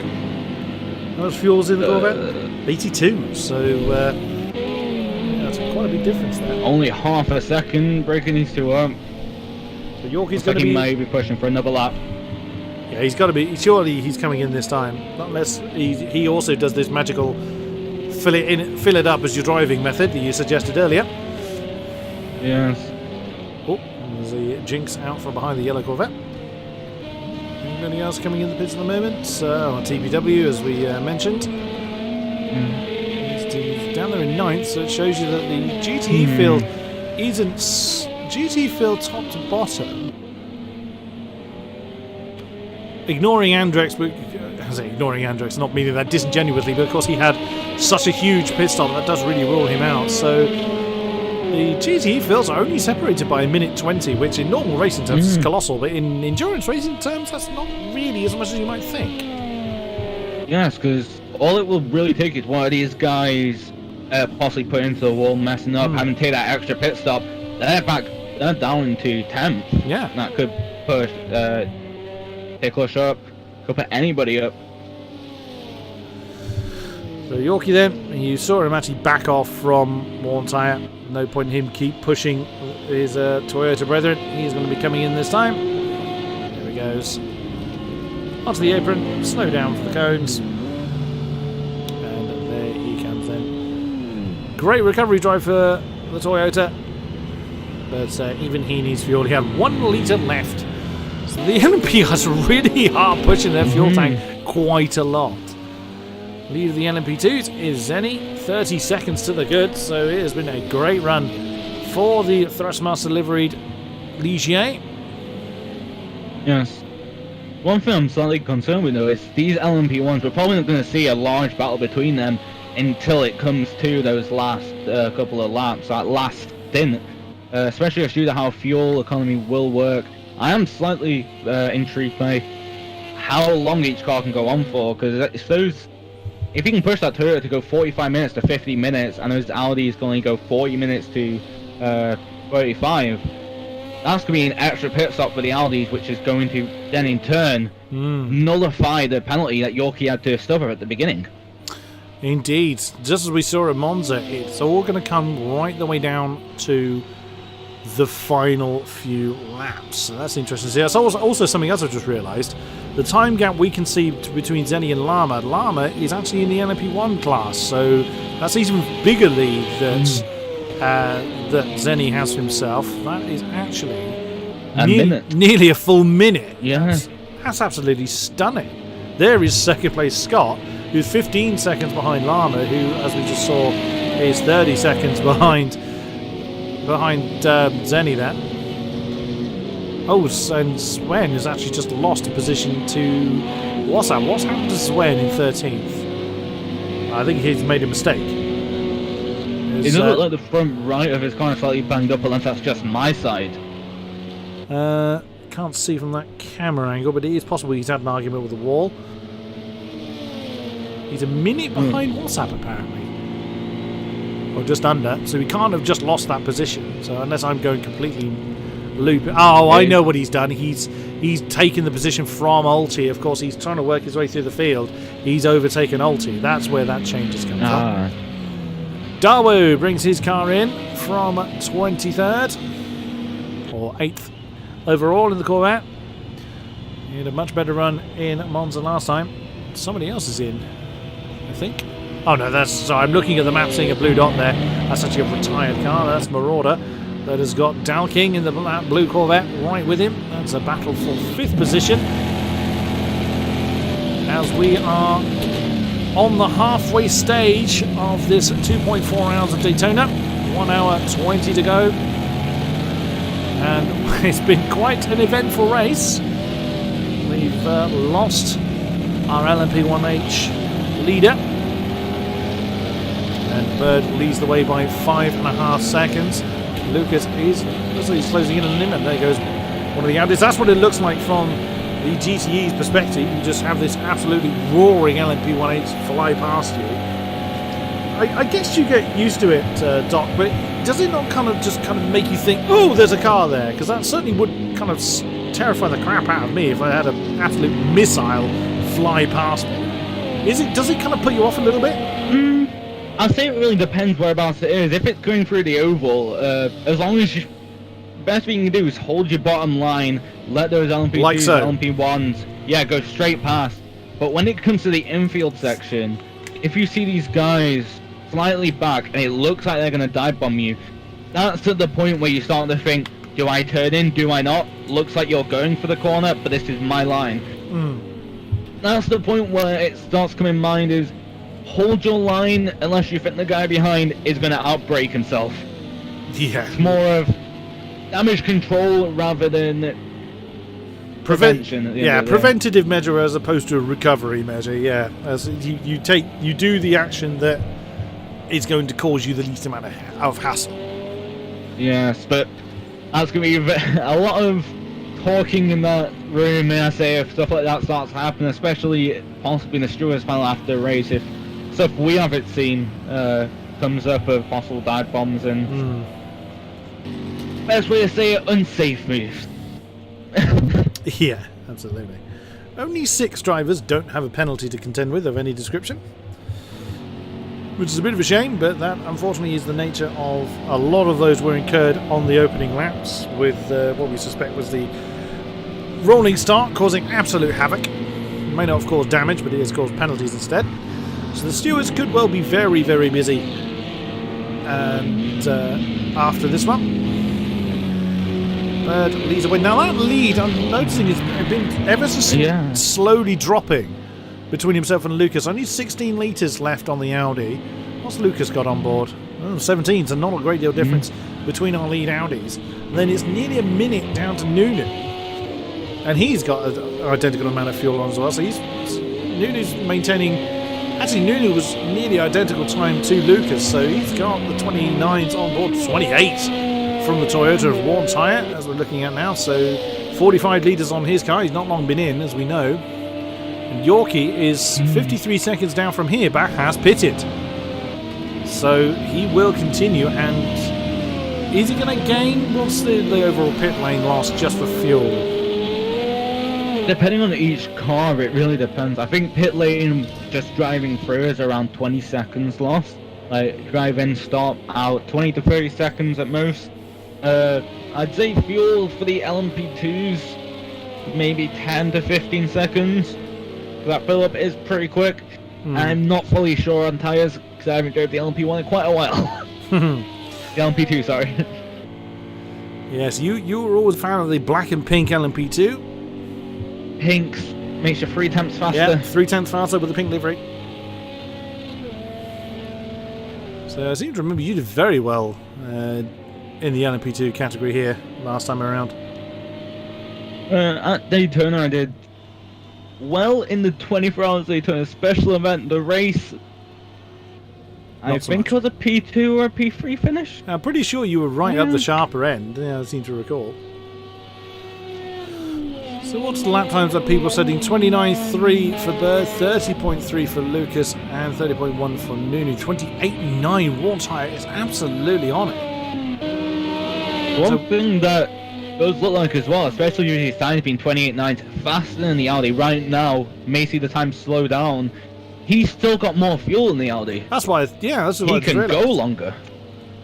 That is pretty impressive considering the Audis are very, very light, and at the moment not showing the same pace as the much heavier Toyota. A 32 there for more time, but you can assume that to be traffic related. But especially if it's just due to the infield, you are going to lose a lot of time if you're stuck behind any of these cars. What's Bird's fuel amount? 12.9. So, yeah, there's another 3 to 4 laps still to go for our leaders. At 28.7. Smolder in pits. Oh, just exiting pits, sorry. Smolder again. Taking fuel. Coming through the so he won't need to come in for fuel certainly, but Smolder's been through the pits a few times in that yellow Corvette. Finds himself very much in no man's land as far as position is concerned. Let's wait for the timer to catch up with him, as that I think is second place Lucas. That's what we talk about the GTEs holding their lines. Yes, an LMP1 is behind them, but that's staying to the right and thinking you're letting an LMP pass can more than likely actually cause both of you to possibly wreck. Just hold your line, carry on out as if you're driving it without a car behind you. Yeah, because the LMP1s, well, both the LMP1s and 2s have the grip to be able to take the outside line, and it's far safer for them to know what you're going to do than try and second guess. So Smolder's only 3.7 behind TBW, so a potential battle forming there for 7th between the Porsche and the Corvette as time rolls on. Wow, 28.7, 28.6 by our lead pair of Audis.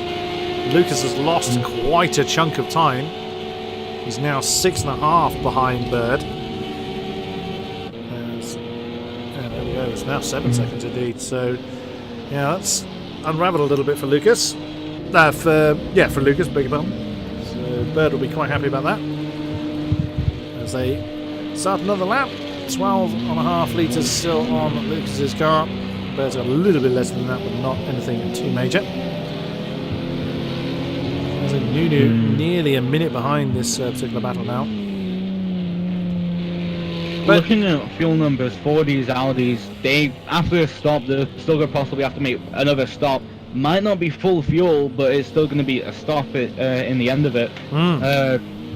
These Toyotas look like they are going to have to make another fuel stop, but it might only be one rather than the 2 that the Audi have to make. Yeah, that's what we saw in Monza, where the lead Audis were having to come in and they were literally stationary for seconds. They took on like 2 litres just to do the next lap. So hopefully we won't see the same thing again, but we might see them take on just a minuscule amount of fuel to close the race out. Warm Tire just 1.6 behind Nunu. He has been absolutely flying for quite some time. 32 for Nunu there, and 29.7 for Warm Tire. So he'll be really pressuring for that first podium spot. There is Nunu in the Audi. And Warm Tire in the lead lead Toyota, beg your pardon. Coming through 4. Coming through turn 3. I'm even getting my corner numbers wrong now. Streaming on towards 4 is one of the Ligiers. Domino would be upset with you. He would. He would, definitely would. For those unaware, these Dom Domino, who we just mentioned, and Dark here. With long-time teammates, I refer to them as the Dynamic Duo. I refer to them as many things, but the stream-friendly version of the stream-friendly name was the Dynamic Duo. Audi is about 2 litres per lap, so they'll have 2 more stops. Thank you for that, Brandon. So Endless is saying that he calculated 4 stops for his Audi, and the Toyotas could well get away with 3, which is kind of exactly what you were just saying. There is Yorkie, getting past one of the Corvettes. 29.1 for Yorkie last time around. 28.7 for Lucas on that last lap. Still a bit of a gap between the two.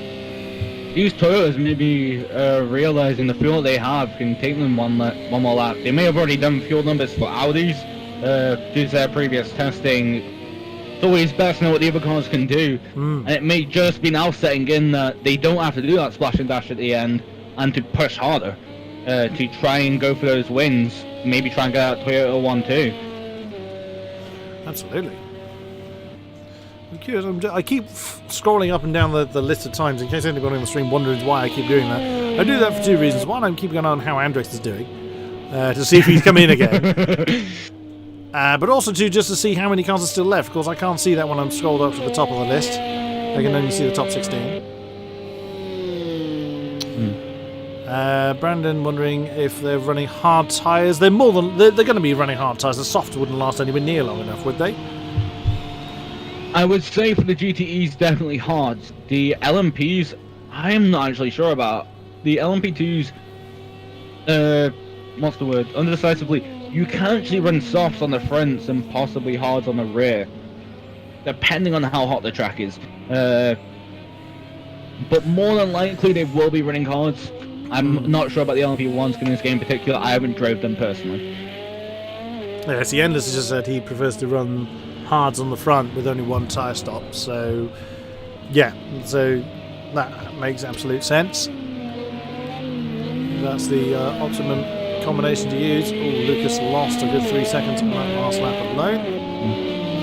So I remember personally back in Long Beach for the GT3 season, the AMG, I had to run hards on the front and softs on the rear for Long Beach.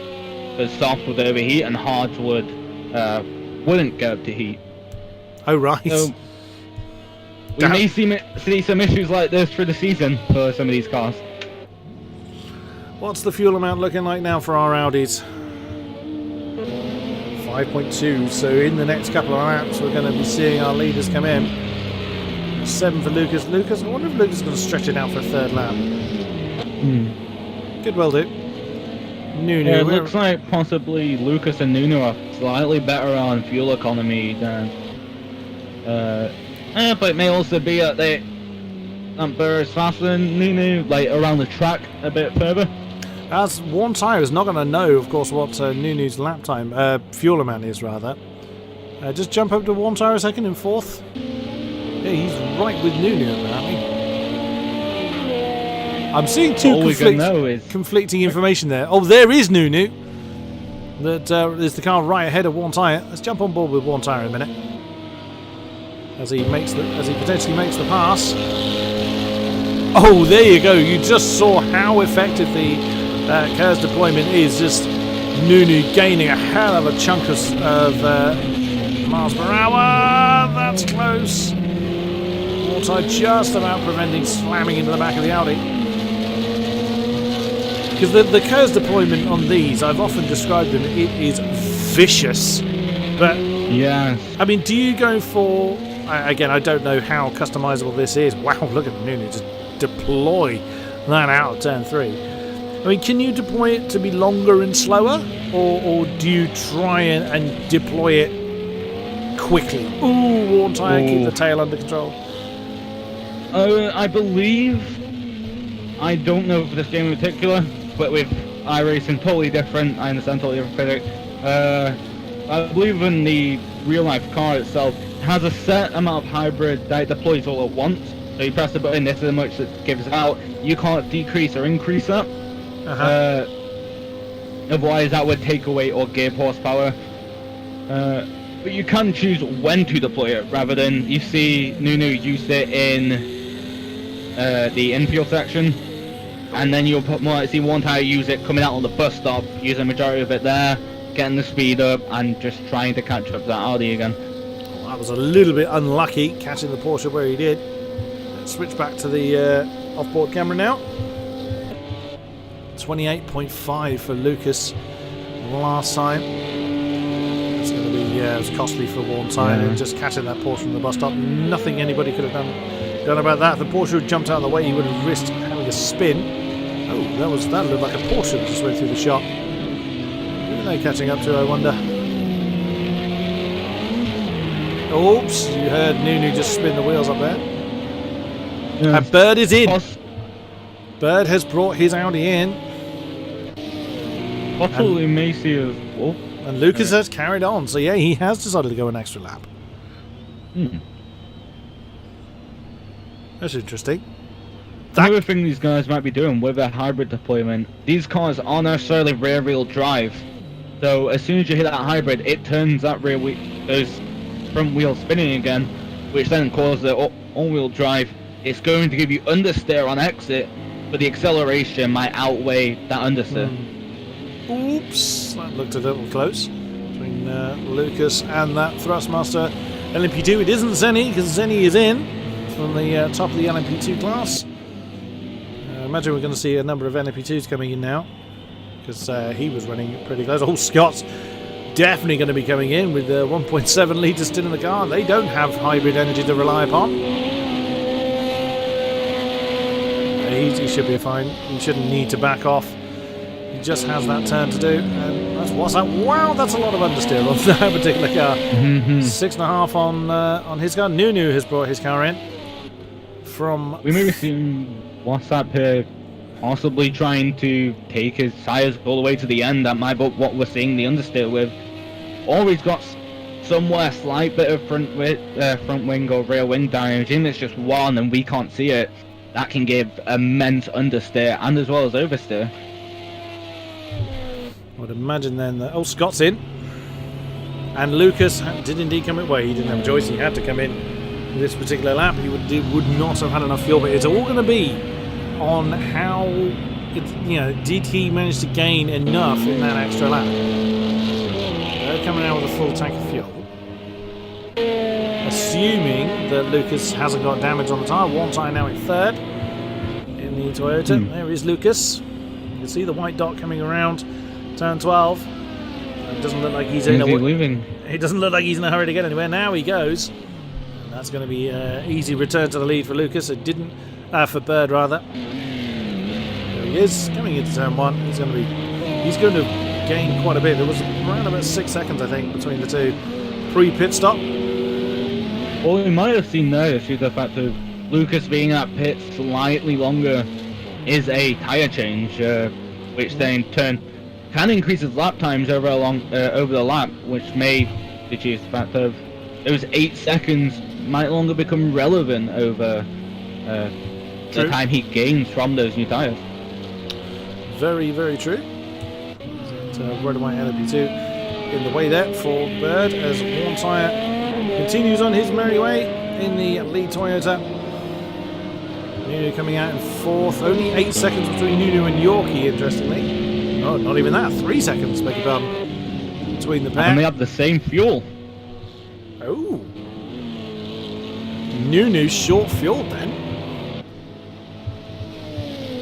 He can't have taken the full tank on. Peculiar. That is very strange. Whether that was by design or not, unless. No, because that's odd. I'm not sure why he's done that. I was thinking maybe he's trying something to avoid having to do a smash and dash, but you wouldn't take less fuel on. You wouldn't. Unusual one, but he obviously wanted to get back on track as soon as he could do. But Yorkie right with him. As you say, only a few litres in it between the two. There, you just saw him. You just saw Yorkie at the back of the chart. There he is, stuck behind one of the Astons, which is either Andrex or the Hunter. The only thing that I can think of Nunu taking on that amount of fuel is he's figured out the fuel he has to take to get to the end and halved it. So he's running the minimum amount of fuel possible to get slightly faster laps, even if it's by half a tenth. Sven is in again from 12th position. Well, that seems that one is scheduled planned. to 1.3. That's probably the first planned stop Sven's had all night. It has gone quite badly wrong for that particular Audi. He finds himself last in class and with several LMP2s ahead. Carbon Cutter has brought his Ford in. He didn't have a lot of fuel 10 left. litres. Yeah, doesn't look like there's any damage on the car though, unless he is also burning his engine and doing an Andrex. Yes, but looking at how long is left, and if he gets a fuel tank in there, should be able to go to the end without taking another stop unless he makes a mistake, or he is burning that engine. The temperature obviously getting hotter due to it going through the day. Ulti is may in. cause some slight issues. Ulti comes in from 4th in the NMPs, in the NMP2s. Assuming that well, 15 litres again. People are making pit stops at very odd times. I don't understand you drivers. Especially with the LMP2, they can normally go for about 45 minutes. So Ulti will have to make another pit stop now. Absolutely, yeah. That's Darbu with 60 litres, just under. In that Corvette, 9th in class. Finds himself. He doesn't look like he's keeping up with TPW. I thought that they may have been having a battle. That was actually the 7th, so they've lost a position to someone, but I suspect that's an LMP that's in their way. No, there's no LMP in amongst the GTEs, so they may well have made a mistake of their own accord. That in the background there could well have actually been Van Orman. There's Carbon Cutter, he's back on his way. Yes. It was indeed, that's GTE leader Mr. Van Orman. In that beautiful black and green Corvette. Once again the Corvette's ruling the roost. Although saying that, second is still Hunter in that Aston. He's just losing pace on the Corvette, but little by little, but it's not by a drastic amount. Now there's one particular driver is in deep in your heart and has had a horrible race so far. Is this man? But unlucky taking a quali set to begin with. Would have been good to see if he actually took his where he would have placed, but I mean, if he can make that car last to the end, bear in mind he had 95% engine damage, so he turned that Aston kind of more into a Lada, but by the time it brought it into the pits, there was very little engine left. It was just basically just complete mulch when they opened the bonnet. Yep. So we'll see. I mean, if he gets that car to the end, that will be a absolutely godlike performance. Yeah, I'm assuming he's gonna probably have to make another pit stop, not for fuel, but for engine. Yeah. To let it cool off, repair it, fry some bacon on it to begin with, and then let them go again. Well, I may as well take advantage. Make best use of the situation you're in. No ice creams to be found in that car. Not at all. Zanny, in one of the Audis, right with him. Zanny's had a pretty easy time of it. Oh dear, that's not how you take turn 1. And there is Andrex, as we were just looking at, with one of the Porsches directly ahead of him. Ooh, careful, Zanny. These Andrex has some company there. My suspicion is that's Ticklish Pickle Wickle in the Porsche. I think the one thing he's not going to like, though, is that, slipstream, faster straight line speed, but that slight bit of air you were getting to your engine, you're no longer getting that. Yeah. Maybe he wants to kill his car. Maybe he's trying to detonate the engine in there. Possibly. He was having issues with it last 2 weeks ago. He may be getting slightly sick of it. I know he's talked about Aston. They've been wanting to win it for a long time, but it may be biting them in the arse. Could well do. It gets a little bit shaky there. Coming past one of the Black Fords. I think that's Carbon Cutter. He's just come past. This is also where, if you look at the times now, strategy has came into play. All these guys, when they were going for their fuel stops, there was about a 40-second difference one pit stop ago, or 40 seconds to a minute difference one pit stop ago. Between P1 and P3 now is only 20 seconds. Coming off this pit stop, it really depends how long Bird, if he can get this fuel to the end. Does look like he will be able to do it. We've got 56 minutes, or 56 and 3/4 minutes to go. So he'll have to come in at least once more. So 40 litres is not going to last that long. Not that many minutes. We'll certainly be seeing the refueling can again in the Toyota. Yes. I would say if he can get this fuel to last him to possibly the 45-minute mark, he should be able to get it to the end. Just looking at the fuel numbers he's been doing so far in the race. So again, will we see the bigger fuel tank? Oh, Andrex is gone. I've just seen him say pop, and there he is in the comp box with us. It looked like you were determined to. Was that TPW you were following, Mr. Andrex? No, that was Cornwall. In the Porsche. Yes. Were you determined to kill your car? No. I was just trying to manage when it was going to go, and I was going to come in this lap, and I didn't quite make it. Oh dear. That's a shame. It was probably a good podium car. At least see Hunter's in P2 at the moment there, so I think we're probably going to be matching him, I reckon. Yeah, it looks like anyway. he lost a chunk of time on Venom last time, so he's made a mistake somewhere. Unless he's just come in? No, he hasn't. He's got 11 litres on board. Yeah, doing maths while racing is quite difficult. Trying to figure out how many laps you predict your engine's going to last, with how much engine damage is increasing per lap, and how many laps you're going to get. So therefore, how much do you need to refuel just to survive the engine, and then how many pit stops of those am I going to need to get to the end. I was just starting to get a bit silly. I was like, yeah.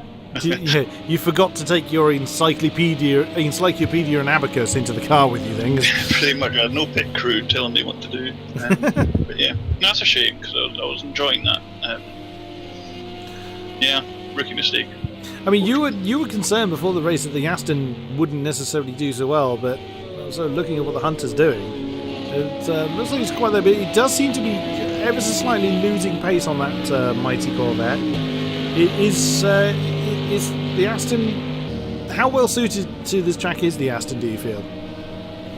It's probably about as good a track as it's ever going to be. Le Mans should be strong, or as strong as it can be, I reckon. The top end speed is pretty good. The acceleration out of slow corners, so the hairpins aren't looking at long straights, banking, and so on, is actually probably slightly better than any other GTE car. According to the stats, but I don't know how that good they are. Top end speed's really good. I think I was getting 302 when I was in the draft, which is rather insane. Nice. Pretty much keeping up with an LMP2. But yeah, it doesn't really like corners. It doesn't like slowing down so much. So on the rest of the calendar, it's going to be rather mixed. So Silverstone, Spa, yeah. But we've got Le Mans. I was hoping to bring a good result here. Indianapolis, it should be okay at. But, yeah, I needed a decent finish here really, to compensate the following track, so it's not going to work so well. But you never know. I mean, bad luck befell endless.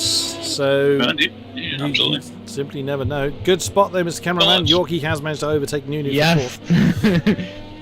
I was currently waiting. I decided just to stay in just in case anything silly happened to people, and I was managing to get enough into the points. But obviously, I was hoping to outscore Dawu. And I don't think he's in a point scoring position at the moment. He obviously had an issue. He's currently one position out. Oh no, no, he's just been given one, yeah. Oh. Is it Cornwall? Yeah, it's Cornwall, yeah.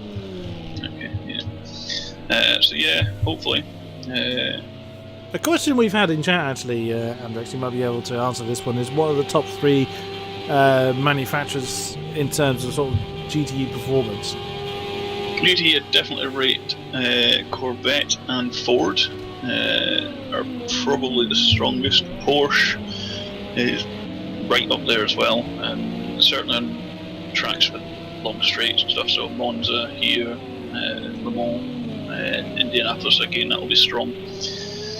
Ferrari, I would say maybe just a little bit behind. Then the M6, and then the Aston. Oh lordy! Oh, That was close. yes. Are you watching our feed at the moment? No, I was watching the Hunter there. Oh right, we were looking at. Possibly trying to push a bit too hard, trying to catch, trying to possibly make a gap to Nunu. Yeah, it could be. Oh yeah, of course you were looking at the Aston. We were looking at the Toyota that flew past him. Yeah, so he saw the first one, and maybe the second one he didn't. Spudbuster is in again. So Spudbuster's not having a good time either. A lot of penalties this time. Yeah, a lot of them will have been on lap 1 during formation under AI control. I most certainly of got a them 5-second penalty because I overtook somebody apparently, it thinks, when I failed it. Are you in single file? How did you manage that? Yeah, poor your cars. But then on Doc's screen, his race finished before you even began. That's impressive. Yeah. So he had apparently as soon as you went across start finish line, it was a 1-lap race for me. I can beat that. I did a practice lobby, public lobby, just to kind of test the different kind of starts to try and make it safe as possible. That's the Hunter coming in a bit. And depending on whether I ran formation lap on or off, like to do an extra lap, changes whether it's single file or double file. Whilst under AI control, I was incredibly scared because when I got control tonight, I was accelerating whilst an LMP2 car right in front, or a car right in front of me was braking under AI. So I got control. I was like, I had the brakes on already, and I just managed to slow it down. But in that public lobby where I didn't have formation laps enabled, I got disqualified whilst under the AI control. So before I even got the car control myself, I got disqualified. So yeah. Bravo. Good game. Oh, we're now down to 5 without a penalty. So as Garkey has brought his car in from 6th position. And Brzancic as well. Both look like scheduled stop. Garkey fully fueling up. Oh, there's able to get to the end on that fuel. I love the fact that as we were looking at Garkey, then the ghostly image of the Andrex was actually in the background. How, considering you detonated the car, it's just very literally dead, and the ghost lives on. Indeed. Oh, that's an LMPH very out of position, I guess. There is another PH out position. Yeah, Zwan. Yeah, he's been in quite a few times. Okay, that's looking a bit second-hand, that Audi. Yes, just a tad. Speaking of, Warren Tyre is only 9 seconds off the back of Lucas, but he only has 8 litres left in the tank, so he'll be coming in fairly soon. We haven't seen any major crashes. We saw a lot of them early on, but none for quite a while now. So we've got less than 50 minutes to go. I think lap 1 turn. Oh no, lap 1 turn 4, the right-hander. That was a bit of a mess. There was an LMP2 or 2 facing the wrong way. I think he collected Dawu and Leon. I don't know what happened to Leon. Is he still out? No, Leon. We lost Leon quite some time ago. Yeah, I think he took a bit of a thump on that first lap. Yeah, unfortunately, it was kind of during that phase that the Doc was trying to rejoin, as on his screen, literally the race had ended, the results had popped up, and he could do nothing at all. And as he's in control of the cameras, that led for a rather one-sided view. Oh dear. Yes. We saw the LMP1s and nothing else. And we saw no other starts, unfortunately. We concentrated on the LMP1 for 2 and a bit laps. The other thing that was quite fun was, because I was on quali setup, I was on soft tyres. Oh god. Which is not good in 60 degrees track temp. So they had to get changed. Unfortunately, my pit strategy was don't change tyres and set the pressures at about, I think it was 1.85 bar, which is fine if you're not changing tyres. changing tyres and putting it at 1.8 bar, and then having preheated tyres, I was then running around with 2.5 bar on the back. That's rather high. That's not very nice. That lived for a The rather... temperatures were not too bad, but I think that's only because there was a tiny little slither of rubber on the track. I was going to say, that lived for a very lively tail. Boys. That's close. That's... Yep. And that's what we see what happens when both the LMP2 and LMP1 do try to take over a GTE. They both don't. Look, just tapping the wall there, bro. Yeah. I think the LMP2 didn't really see the LMP1 come up behind, or at least try to step out. Probably a bit of impatience coming in there. Yeah. Probably wasn't enough to cause damage, but just enough to tick off some nerves, possibly. My One of the Toyotas. my P-Car's profile is going a bit nuts in the background of the second screen, flashing between 30 and 130 degrees temperatures. Wow. That's when it popped. Yeah, that'll do it. Yeah, well. Oh, Marauder in the M6 is up to third. So he's had a fairly lonely race, that M6. Oh, he's in my US livery, look at that. He is indeed. Yeah. Does look like though he will have to come in and pit. I believe we did see him come in for an early pit stop and just top up on fuel. So there'll be 2 stops for GTEs, a full tank, which is approximately 100 litres, give or take, depending on the car. Will last an hour, so the plan was 1 stop with a full tank, and then the second stop with just half a tank. So I suspect it's pretty close for each, and I think the fuel tank size differs between a couple. I take 95 in the Aston, I think the Corvette takes 90. I think the BM actually takes more. It's quite a thirsty beast. Yeah. So is there a distinct actual fuel usage difference in the GTE, isn't there? Not massively, but I think it is kind of fairly accurately compensated by the tank size for a full tank use. So it will use more, but you'll have a bigger tank. So I don't know what size. I can't remember what size tank the M6 has. I think it's 105 or something. Maybe. Do you know if it's the same in the LMP1s for that case? It's close. So obviously the Toyota uses a bit less fuel, or I think it uses more fuel, but it's got a much bigger tank. Yeah. The Audi's obviously a diesel beast. Yeah, of course. Oh, one tyre's going to be running that close. Oh, mind you, we saw worse than that earlier, didn't we? So Yeah, so we saw 1.9 earlier. yeah, that was. I think it was endless. I think they're about two a lap. I think endless went past the pit entry with 1.9, and managed to squeak home with 0.3. But looking at the times, though, with 43 minutes left, one tire is catching the leader. He will have to pit coming around this time. But P1 and P2 still have another pit stop to do. Yeah. If one tire can do a couple of laps, clean air, pick up that time at good in out laps. Yeah. You might see a what's it called in F1 again? Undercut. That's the word. How much fuel have the leaders got at the moment? 22. 22 and 24. Oh, Yorkie was pressing on. 12.5. He's pressing on though. He's still kind of beating his own lap record there. So 28.5 for the second Toyota. He's a minute down from his teammate. I think what we'll have to see is possibly one of the top 3 possibly making a mistake for Yorkie to get into that battle for a podium position. Could be. One tyre's in now, along with Joe. Joe's race went very badly. We saw him detonate pretty dramatically at turn 1, quite early on in the race. Well, the good thing about being out of the race is I can find that Haribo that I managed to throw somewhere. Oh, it's all the swings and roundabouts, isn't it? I found it! Oh, awesome. That's made my night. Brilliant. Like 8 hours of practice for the race or something like that, but just throw it away for a Haribo. Hell yeah. Brilliant stuff. So Yorkie's got another few laps of fuel on board. Oh, Lucas and Bird are suddenly very close together. Bird's made a mistake somewhere. he's either made a mistake or got caught up in traffic. There's a car between. Yeah, that's not Lucas we just saw in the background of the shot.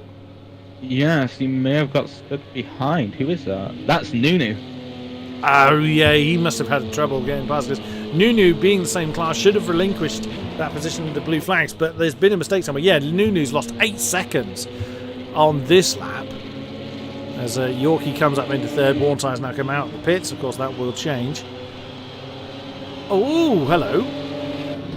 Nunu's just deployed his KERS, I would have thought. That's why Nunu suddenly gained a whole bucket load of speed there. Yeah, 8.5 seconds Bird lost there. And that was what Nunu lost. So those two have either come together or just one has held the other up. That's brought Lucas right with the race leader. And now Lucas is stuck behind Nunu.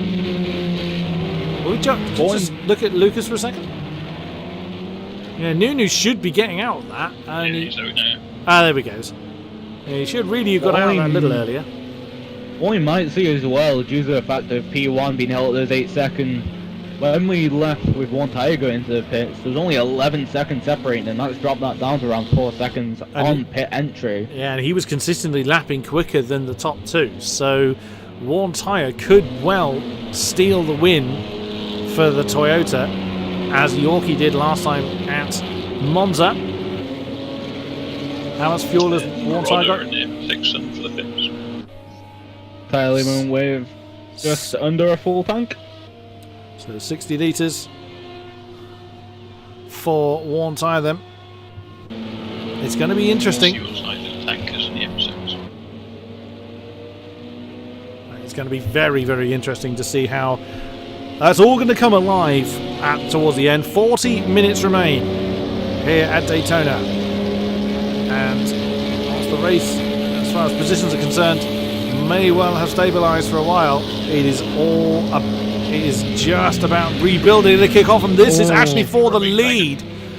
That is Lucas and Bird's a little wide coming through turn 1, but Lucas right on his tail. Oh, that's close to the Porsche. Don't get in the way. Oh dear, that was a little bit clumsy. The Porsche, well, that was kind of a little unlucky, really. That's either Cornwall or Ticklish Picklewickle. Yeah, it's Cornwall. Cornwall getting nothing. He was mid-corner. He couldn't really have backed out of that. There's not a lot of. I would say he left the car width gap, but it was pretty tight. I would say possibly Lucas due to Bird coming through. Lucas may have saw the gap of an LMP1 already passing through, went for it, and it was just closing off whilst going through. Yeah, I don't really think that was the Porsche's fault. As Andrex said, he left sufficient room on the inside. That was just a little clumsy. Lucas went very deep on turn 6. So I would have lost him a bit of time. And what do the tyres hold on these P1s, Andrex? No idea, wouldn't touch them. It's just an open wheeler with a roof. Nah. I would say if they compare to the LMP2s, it shouldn't be an issue through some of these fast corners. Say on some of the slow corners, you may get a bit more oversteer on acceleration, the red tyres will spin up a bit more. But if you hit hybrid whilst you're out with some of these slower acceleration points, it just gets all 4 wheels spinning and traction don't really become much of an issue anymore. Lucas closing back in on Bird. He lost about 9/10 last time around, probably with that tap with the Porsche. They are catching up to that blue Corvette again. We've seen how the traffic can really disrupt the rhythm of these drivers. So the blue Corvette's already been passed by Bird. No time lost there for our race leader. There's another Audi there. You can see there's one tyre. He's a minute down from the lead battle. But pressing on them. Yorkie. That was Yorkie, beg your pardon, wrong Toyota. So he's a minute down from the lead battle, only 4 seconds ahead of one tyre, but of course, intrepid Yorkie does have to come in again. But Hunter in the GTE is just shaping up a pass on Lindholt. That's Lindholt. Yeah, it is. Lead in the Black Ford. That's for second in the GTE class. Early outside on Nicholson. Yeah, Yeah, I'm pretty sure Lindholt just let that one go. Oh! Wide. I don't know how Hunter's doing for tyres, because I think he was locking up on more than me. I had 33 tyre wear at the end of when my engine died. And about 3/4 of the way through the race, or 2/3 at least. That was a bit close. So 33 wears not an awful lot. I was going to do the whole distance without having to I change. can't jump through both of these battles. Yeah, Bird is on the back of... Bird's lost the position to Lucas, actually, so the lead has changed in this race. The two Audis have swapped position whilst we were looking at... Yeah, Bird with a 31.3 in that last lap, so he lost a couple of seconds. Oh, that was close.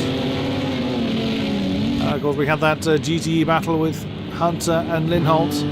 I think he's slowly pulling away now. Yeah, he's Lindholt gone. will be in the draft during this section of the course, but he obviously had enough speed to catch up on him and get past, so may very well be. Looks like he's got quite a gap now, so I think he should be good to go. Now, with the Audis fighting like that, they are only going to be holding each other up quite a bit. So that is going to be interesting as well, as Bird then closes right back in on Lucas as he's got stuck behind the Corvette. If there was an impact, that was very, very close. And again, they've had a pretty slow lap this time around, so that playing right into the hands of the Toyota. Well, one of them. I don't think Yorkie's going to benefit too much unless they go off. That's a long gap between Yorkie and these two. Yorkie's going to be in very, very shortly to take on. Did Yorkie have an issue early on? Because I saw him at around about 6th or 7th or so early on. Oh, that's close. Both Audis have gone off the top wide. Oh. I forgot what Yorkie did. He lost his front nose. Oh, yes. Oh, Bird having a look at the inside of turn 3. That's a pretty comfortable pass by Bird. Very nice. He's going to be chasing back. Now Looks is like both Audis says activate curves to try and stay in front of each other. That's it. And now with just over half an hour remaining of the race, now is the time you really need to be fighting. You can't rely upon, I've got time to do something about this. That advantage is gone, or that element, I should say, is gone. Exactly as we said, it's going to come down to the closing stages. We're not quite in closing stages yet, but we are certainly towards the tail end of this race. And Bird and Lucas look like they are going to be fighting for a while, but that's going to play right into the hands of worn tyres. A minute down, both of these two have to come in again, so most of that minute is going to disappear. And worn tyre is in the 28 as Yorkie is now in. So worn tyre is lapping 2 seconds at least quicker than these two are. So we are going to have a hell of a fight on our hands towards the end. I think it was pretty much a minute for a stop that I would lose in terms of the in lap, the stop, and the out lap. So yeah, a minute's probably right on the money. Oh, Lucas again trying to do something on the inside or on the run down to turn 1. Can Bird slow it down? That's a little bit wide. Nunu's brought his car in as well. So if we daren't look away from this battle, this could well be for the remainder of the race, these two. What's the fuel difference between them? So it's 10 for Bird. What's the fuel amount for Lucas? Yeah, I thought he had a little bit more. So it's an extra lap. 2 litres, yeah. 1 lap, which is, if they need to pit anyway, it might be 2 litres left. He needs less that he needs to add in on the stop, which is next to nothing. But we saw Lucas. Was that 4th in class from GTE, Smolder and Lindholt, and Smolder catching up. Yep. Van Olmen's in. So the GTE leader has brought his car in. Oh, lovely roar of that Corvette right on the tail of that Ford. Smolder's got 24 litres, so he'll have to come in again as well. What's Lindholt got? Van Olmen leaving the pits, Hunter catching up.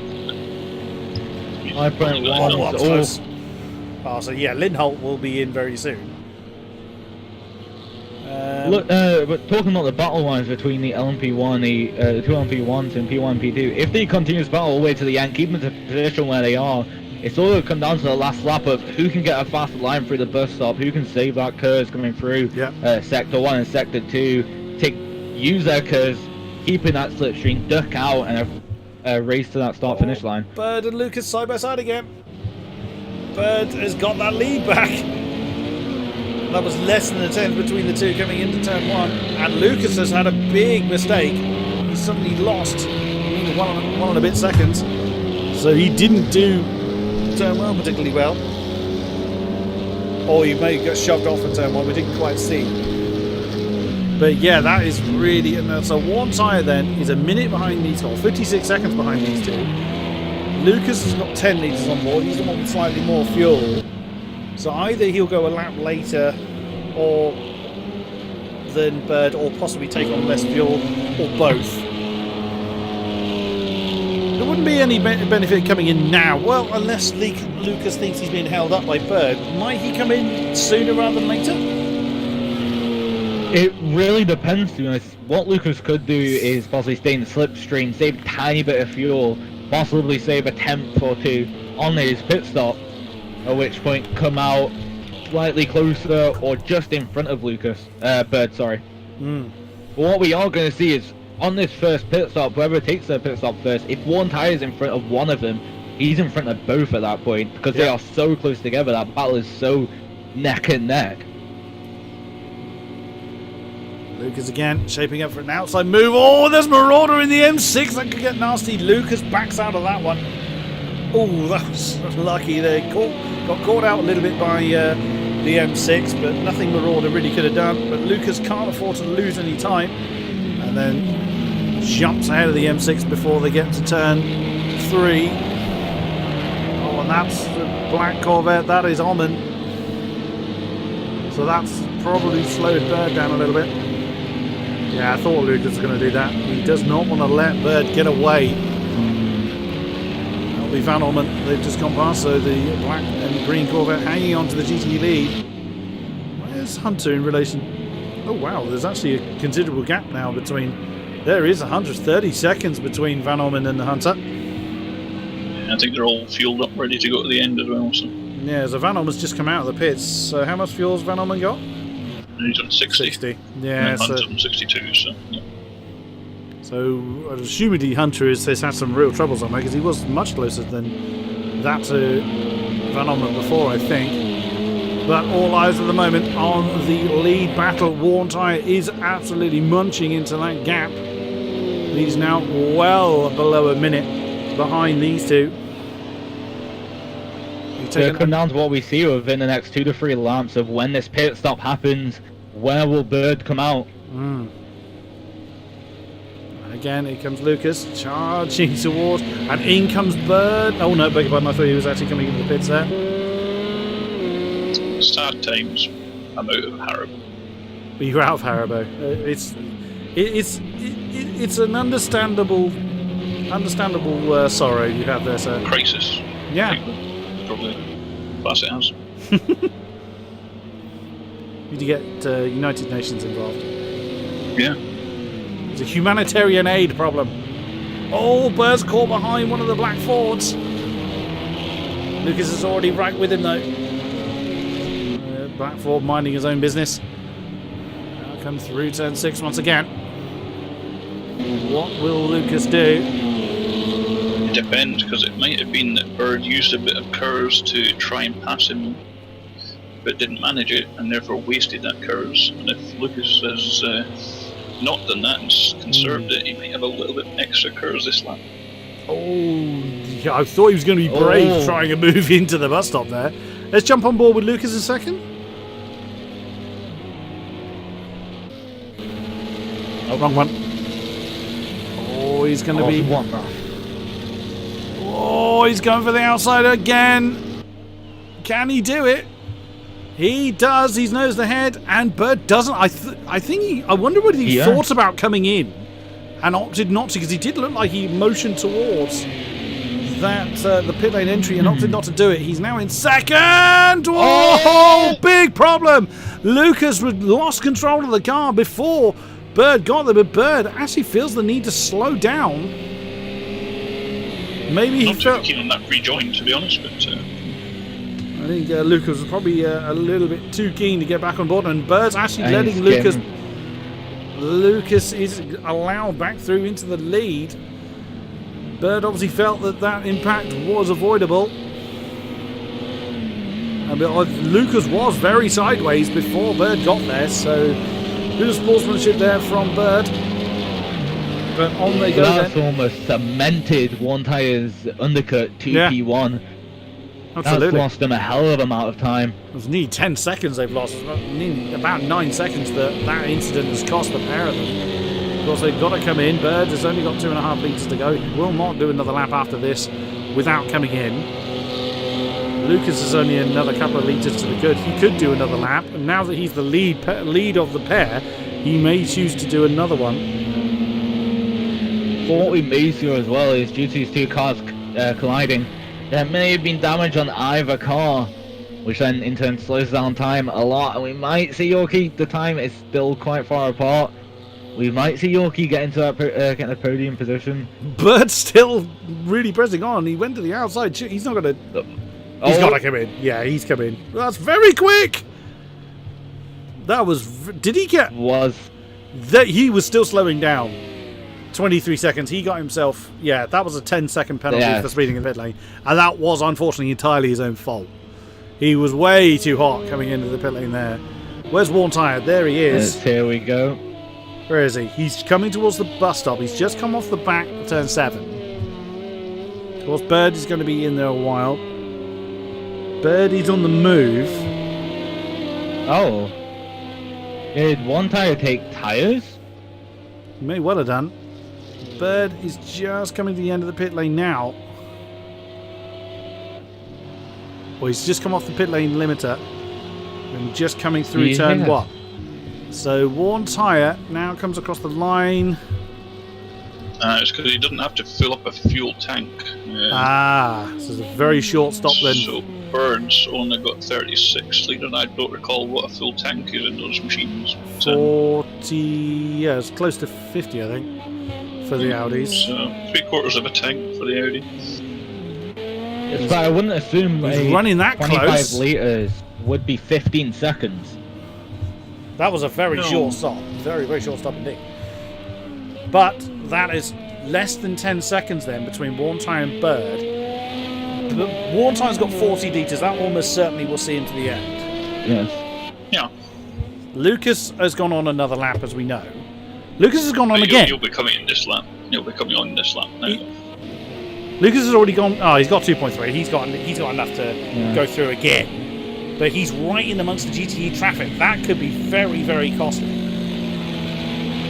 One thing I'm slightly looking at is I think Worn Tire has actually taken tires on that previous stop. He could have done. Yes, because those 25 litres wouldn't have been a 15-second gap, especially between how close they were and how fast Worn Tire has been compared to the battle.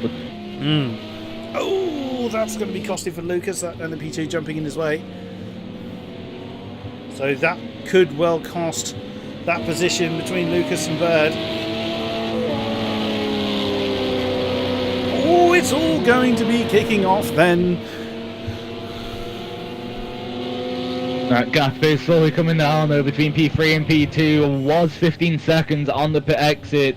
Being brought down by 4 seconds in the past 2 laps alone. And the LMP2s are coming in as well. Zenny and Scott, first and second, have brought their cars in. Just 2 litres on Zenny's car. 11, interestingly, on Scott. Oh, Scott's had trouble at some point.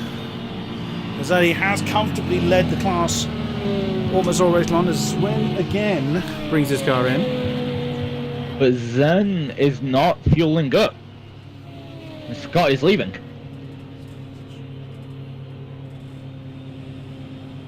And that is Scott passing by. Scott inheriting the lead in pit lane. Well. He's got plenty of fuel to get into the end, so Zenny's had trouble somewhere then. As Lucas has brought his car in and runs over Zenny in the process. Where's Bird? He's just coming around last turn. Yeah, turn 12. Yeah, Lucas is moving. Lucas is moving. He's still on the pit lane limiter. He's coming off the pit lane limiter now. That's going to be close. That is going to be really close, of course. There they are, look. Oh, Bird's. Is he going to get out? Is Lucas going to do it? Yeah, we see. He does! Bird managed to do it! Lucas just getting held up in the infield section has managed to get ahead.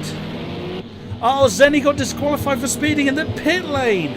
Oh no! No! Leading the class by an entire lap. Oh, Zenny! The worn tyre Unbelievable. P3 is 5.5 seconds or so behind, Oh wow. and he's doing 28.7s compared to 31. Yeah, I war believe tyres right in there. I believe Nunu's between Lucas and one tyre currently. No, Nunu's between war tyre and Yorkie. No, on track right now. On track. Oh, I see. A big bump. So he's a bit of a... He should be jumping out of the way. There is worn tyre. Yeah, less than 6 seconds between himself and Lucas. Charging on in the Toyota. That is the back of Nunu's car. I think. That might be Yorkie. I Yorkie's think not... that is Yorkie. Nope. No, Yorkie's just coming into the... No, it's a Porsche. Oh, so that'll be Spud or someone like that. Bruncheck. Oh, it's Brzezinski. Oh, right, okay, so he's putting a lap on Brzezinski. But look at that, he's already down to 3.2 seconds between himself and Lucas. He's going to fly... Oh, Porsche, that was close. Committed. Yes, WhatsApp and Zwen in the pits. How many seconds? That's... Worn tyre can smell a victory here. What's his penalty count? Bring up the timing screen again, Doc. One tyre's on. He's only on a second, so near as damn it nothing. Bird's actually got 33 seconds, so he's already technically behind Lucas and War Tyre, but that 33 seconds will almost certainly be contested. Well, certainly 30, I reckon, but 3 is an odd number for a different kind of penalty, so I suspect the 3 might stay. Unless he's When we a saw crude. Bird come in though, coming to pit lane, he that's was 10 on seconds. 20-ish seconds. And he gained 10 because it was 10-second penalty. yeah. He for gained speeding. 10, so they could actually be genuine penalties then. So Bird could currently be in P3, Yeah. one tyre theoretically in P2, and Lucas theoretically in P1. And it's really Certainly between 13 seconds worth. and certainly Worn Tyre's only got 1 second. That is almost certainly going to be correct. So it's between him and Lucas now, and that's less than 1.5 seconds. That gap has just vanished. There they are. In a couple of laps. Yeah, and we've still got Looked 9 at 2:02 last lap. as Alti comes in. Now was second in the LMP2 class. Worn Tyre is Tyre pulled about a second in that lap. oh, steady. Whoa, my goodness me. He is pushing like mad, rally crossing that car through turn 1. Wow. I don't think he needs to push that hard. He's gaining a second a lap. I think that's Nunu stepping out of the way. Oh, stay out of the way. He could well be. Kind of stepping in. Ooh, again, careful. That's letting the tyre slide somewhat. That's that blue Corvette. Forgotten who's in that. And they actually got out of the way. They could see they were getting close to the corner. They did not want to be in the middle of the lead battle. Onto that back, on through turn 7 again. Well, these guys are catching each other here in P7 are currently battling. There was currently just a second between them, both of them. Ooh, And there they are. oh, that's getting very busy. Through turn 7. There's that Porsche of Garkey. West Garkey coming past the LMP2.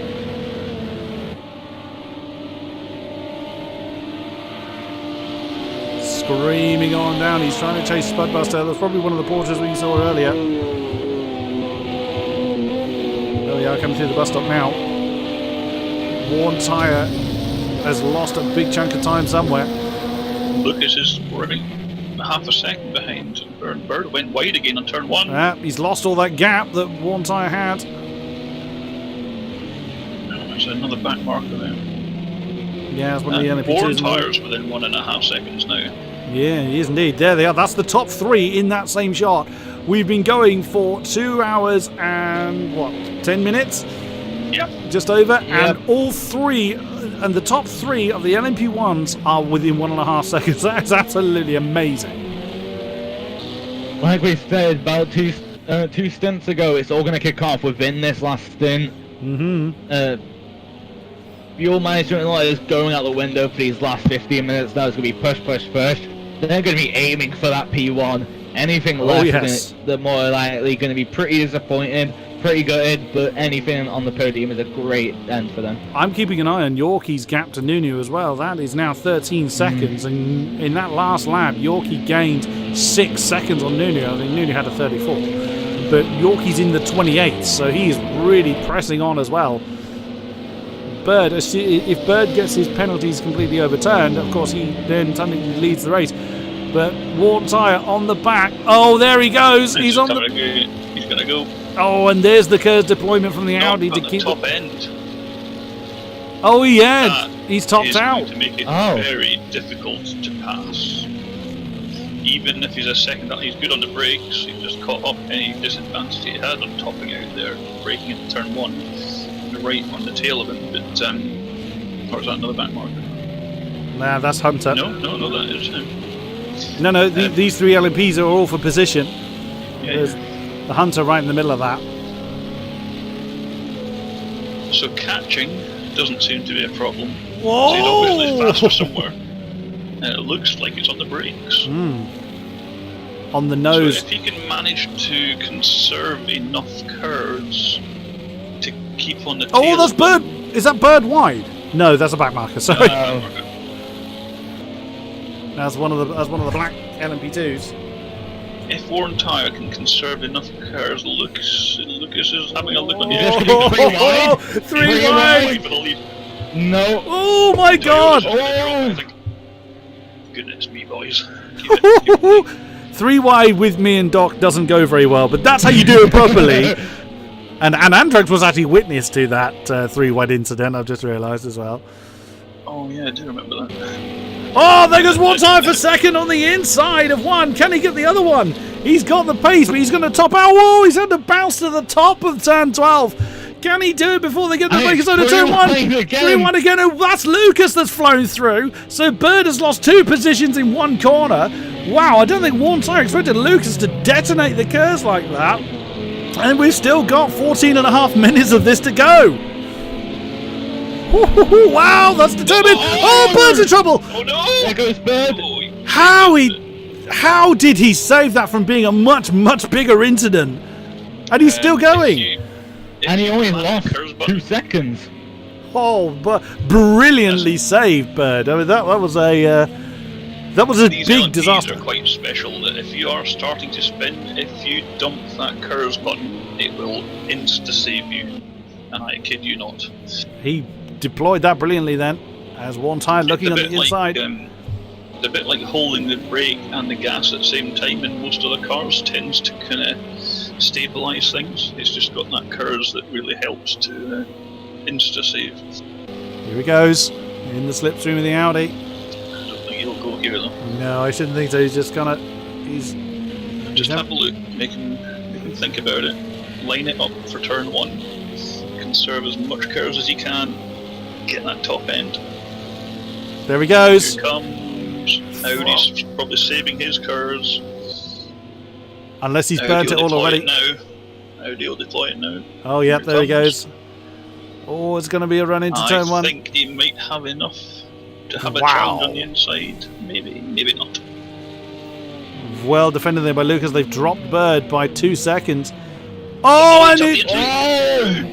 and that's what Warn Tyre was wanting. He wanted a mistake by one of the Audis to kind of undo the deficit that he seems to be getting from that top end difference. And that is exactly what he's done. He's forced Lucas to overshot turn 1.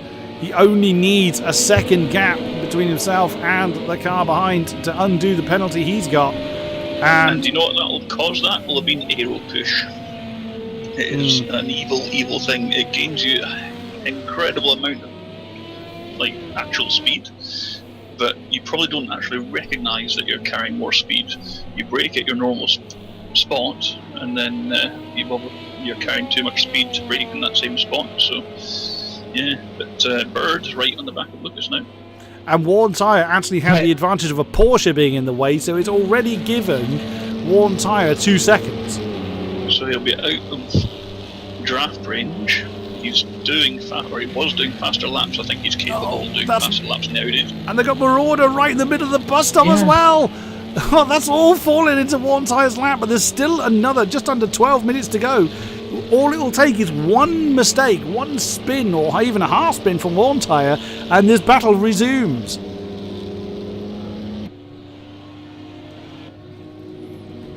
Lucas then, holding on to that second position, Bird only half a second down. And Yorkie P5 is right behind Nunu into turn 1. Wow, that's very deep from Bird, but again he's managed to keep the car pointing in the direction he wants it to.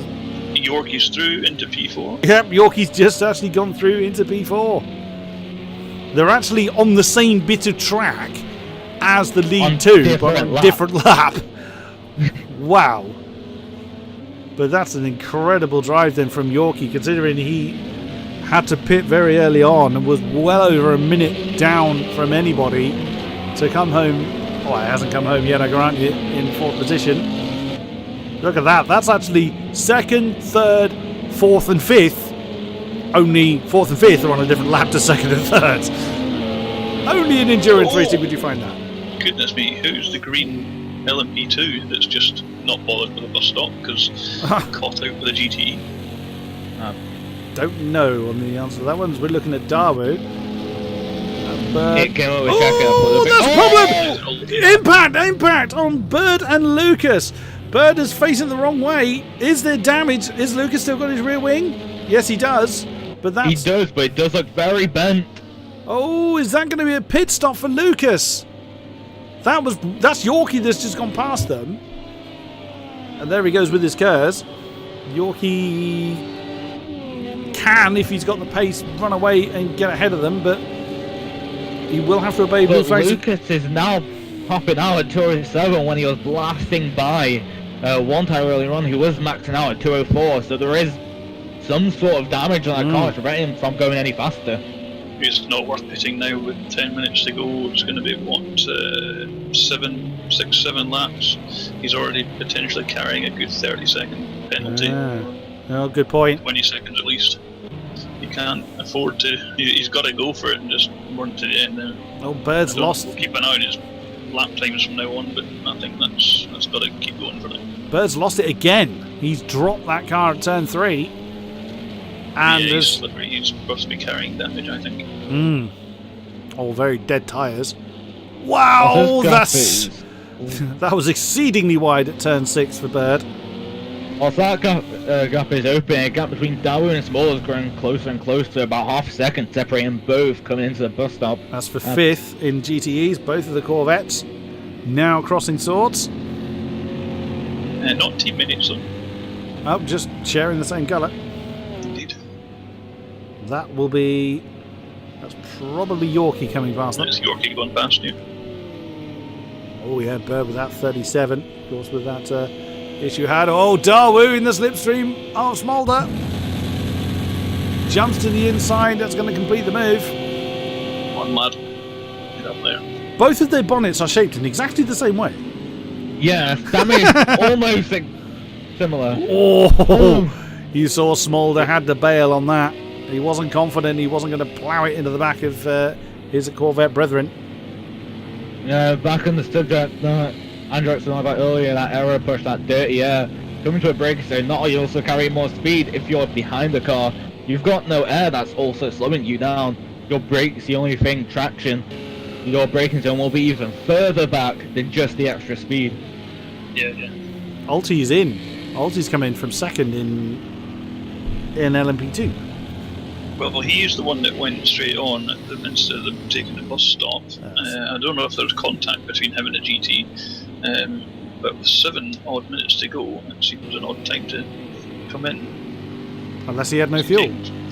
I don't know, but he's now got 57 litres, which I think is maybe a little excessive for 8 minutes. Tad high for wrong strategy 7 laps or so. Yeah.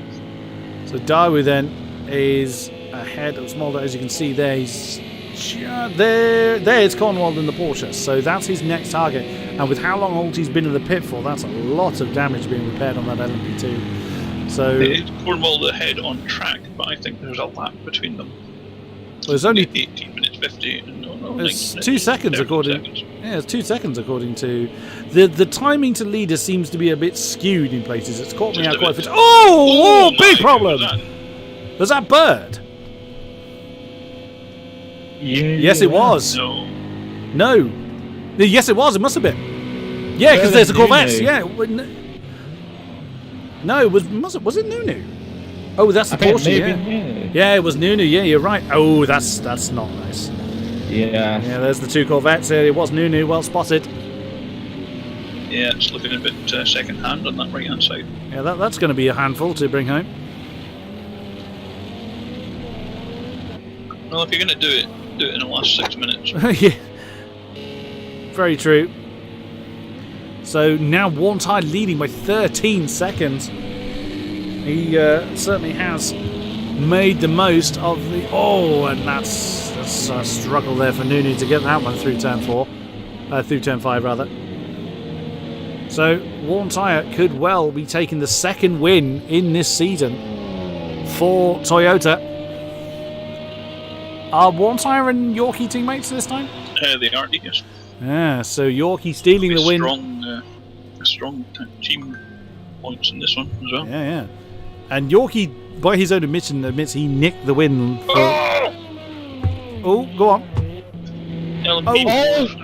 Cornwall. Porsche going backwards. Cornwall's had a massive problem at the bus stop. He's come to a halt. Laying down, now we're through to 4th place. I don't know which LMP that one. Oh, that's not a happy Porsche. It's not a happy Porsche at all. Now down to 6th. Oh dear. Huge problem. Who's SGA? That's Ganti in 8th. Garkey, rather. Ganti. Yeah, Garkey in the Porsche. I haven't looked at him for a while. Yeah, I think he's quite lonely at 8th there at the moment. That's where one of the LMP2s getting out of the way. The finest race, a lot of action, a lot of ups and downs. Currently so far, P1, previously holding P1, the LMPH, lost connection, gear crash, and then the leader of the LMP2, beating in pit lane disqualification, and then Andrex himself, P2A GTE, loading up the wrong setup. Ups and downs for all drivers, but one tire looking good for a P1, got looking good for a P1 in the LMP2s, and who was that in the GTEs? Van Omen.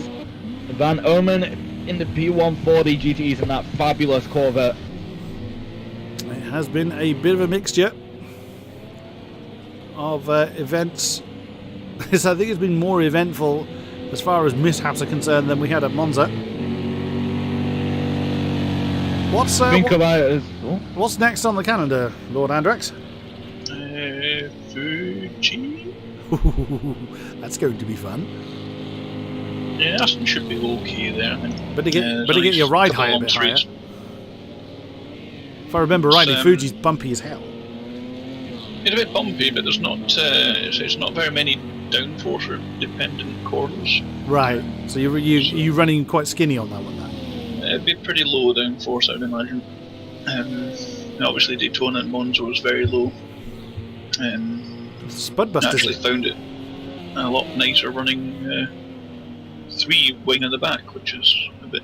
Oh right, lively. Yeah. Well, 0 at the front. Into a splash and dash. Yeah, splash and dash for Up Spudbuster. 4 litres. Yeah, that'll be enough to get him home, but he had 1.2 when he came to rest. So there went 7th position for him. Garkey has got that one. He's 11 seconds behind Brzancic, so less than 3 minutes to go then. About 3 laps, give or take, for our leader, Warntide to do. There he is. He's not long come over the line. So that will be 2 laps to go. 2.5 minutes for the flag to come out. Warntide is on the penultimate lap in the Toyota, leads by 17.5 seconds over Lucas in the Audi. What an intense battle they had. The 2 Audis fighting like crazy and spinning a few times. which has allowed Warntire to close that gap down and regain the lead. And another 8 seconds between the two Audis as well. Do we know if Lucas and Bird are teammates? I can check. Oh, that would be Too many Yeah. Audis. there are a lot of Audis. That'll be an interesting conversation considering the damage that particularly Bird I think is carrying, because he's lost a lot of time on Lucas now. Ooh, can you keep that one under control? Yorkie then with his recovery drive in 4th position, a lap down from this battle. There he is in the second Toyota. The only Toyotas on the field, I believe. Everyone I else. think there's only the Toyotas in the league. There we go. That'll be why they're the only two on the field. Nunu, Who we're looking at? Lucas and who? Sorry, Bird. and Bird. Oh, I don't know who Bird is. Bird is the word, I think Get it is. Yeah, I have to get the actual proper team thread on. I was looking at the Steady. results and we didn't race last week. So. As Yorkie's got his mirrors full of Marauder. Let's see where Warntire is with less than a minute to go until the flag falls. Did you catch the results from the thread? Say again? Did you catch up on the results of race 1 in terms of where who is? I guess it's just where people finish because it's race 1, but Yes. in terms of team, No. Admittedly, I didn't. sorry, no worries. So coming And through. you're meant to be our head commentator. Amateur. Oh, Bruzanchik's in. Yeah, Lucas is teamed up with Louis, so no. And that's a no then. Oh, he didn't even take off. Oh, yes, he did. The fuel thing was very slow to update. And this might put Eskarki into P6 if he gets past. he's It slow. looks like he will do. Why is he so slow? It's just, Bird is with Nunu. He's lost his. Has he lost his engine? Who are we looking at? Garki. No, he's going again. what happened? That was very bizarre. Whoa, what's going on there? What? That's Bruzanchik. He completely got his pit lane exit wrong. Oh, we've missed Warntire coming over the line with all that going on. Oh yeah. Oh, And your winner then, here in Daytona, has been Warntire in the LMP1Hs. 13-second lead in the last 20 minutes, 15 minutes. And Lucas throws it into the wall. oh. And Bird is going to round out the podiums for the LMP1s. LMP2s is going to be won by Scott. He's coming around turn 7. Roman's already crossed the line for the GTEs. Hunter in P2 is just coming up to the line now. Yeah, there is the Aston to take the second spot on the podium with Dalking What could actually. have been. What could have been indeed is Dalking actually in the blue Corvette. His maiden outing. So fair play to him. He's going to come through the bus stop. There is Scott, actually on the same bit of track. Yeah, Scott, WhatsApp, and Alti are the top 3 in the LMPs, but there are only 4 of them. So, well, we did have 5. Was Zenny, of course, with before he got that disqualification. Oh, Alti Yeah, I is can see struggling. 5 running the LMP2s. Yeah, Zenny's disqualified then. No, he's number 6. He's 5 Yeah, on mine. but- Zenny's number 5 for me. There were 6 to start out with, but Zenny got DQ'd. I believe 6. Got Back down. Scott, who won? Scott won. P1. Not Scott one. Was was up 2. That's right, that's what I need to do. Zwen in 3. Zwen's LMP1. LMPH would do it. God damn it. And Scott's happy about that one. Scott is pretty happy with that. Absolutely fair play to him. Warntire is just under AI control, I think, or he's just cruising around. Oh, look at that! What a finish then. Brilliant stuff. Well, there it is, your confirmed finishes. Warntire 1, Lucas 2, Bird 3, Yorkie 4, Nunu 5, Garki 6, Bruzanchik 7, Budbuster Rain, Llama 9, and Zwen in 10 for MP1. Scott, WhatsApp, or Astrid Aslani in 2, Alti in 3 and Joey in 4, with Sony sadly having that disqualification. And for the GTEs, Van Orman 1, Hunter 2, Darking 3, Smolder 4, Darwoo 5, Cornwall 6, Marauder 7, TPW 8, Lindhold 9, Carbon Cutter 10, and 11th, classified at 11th, is that retirement from our Lord Andrex. What a race! Looking back at the recovery drives of both, I would say Darwoo and Yorkie were amazing. Darwoo dropping back to the bottom of the field, also Yorkie dropping back a full pit stop, pushing him back when he could have done 3, having to do 4 instead. Darwoo having to do extra one, especially in those GTEs that do only have to do a 1 stop, getting himself back up to 5th position. An amazing recovery drive from him himself. Possibly helped out by that LMP1, LMP2 that came through, and if I heard that right, Andrex, Finn and Cornwall going backwards through the bus stop. Yeah.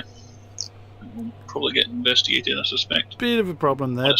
But we have got Darwoo and Zenny wanted to have a word with us, so let's pull them across and see how they feel about their respective races. Come on, Discord, keep up with it. It's not moving them. Oh, there we go. There, we've got them. Hello, Darwoo. Hello, Zenny. Hello. Hey.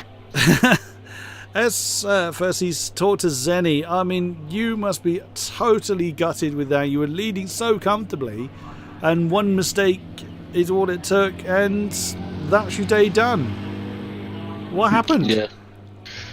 I don't know. Like the first 2 stops I did, I cut it like pretty good. I didn't do speeding or nothing, and then got to the last one, got a bit of a tow, which I think didn't help, and then I broke what felt like a similar point. Now instead of stopping, I just locked up and just didn't slow down. Oh Came no! into the pit lane, all wheels locked up sideways, and I just got disqualified. I thought, 10-second penalty, I'll be fine. No, disqualified, and I was like a minute and 20 ahead. It was just really stupid. Yeah, I'm not Unreal. happy. I think the biggest mistake I did all race. Like, I didn't do like a single thing wrong in terms of like causing an accident or spinning or nothing. Consistent clean laps, and then with 20 minutes ago I threw it all away.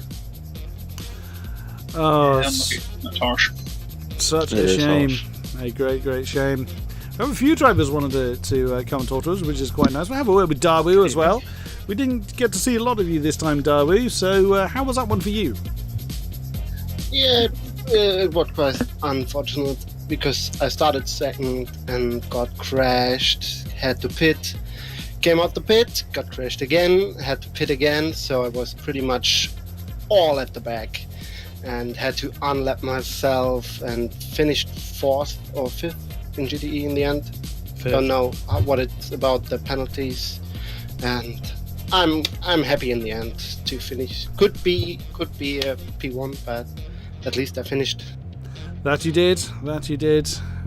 Well played there. I wish I could say I finished the race. Well, you did. Yeah. You did. And me too. Yeah, so you did finish it technically, just not in the way you would have liked. Llama. Yeah. Hello, Llama. Again, we didn't see a great deal of you with the action going on elsewhere, so just talk us through your race.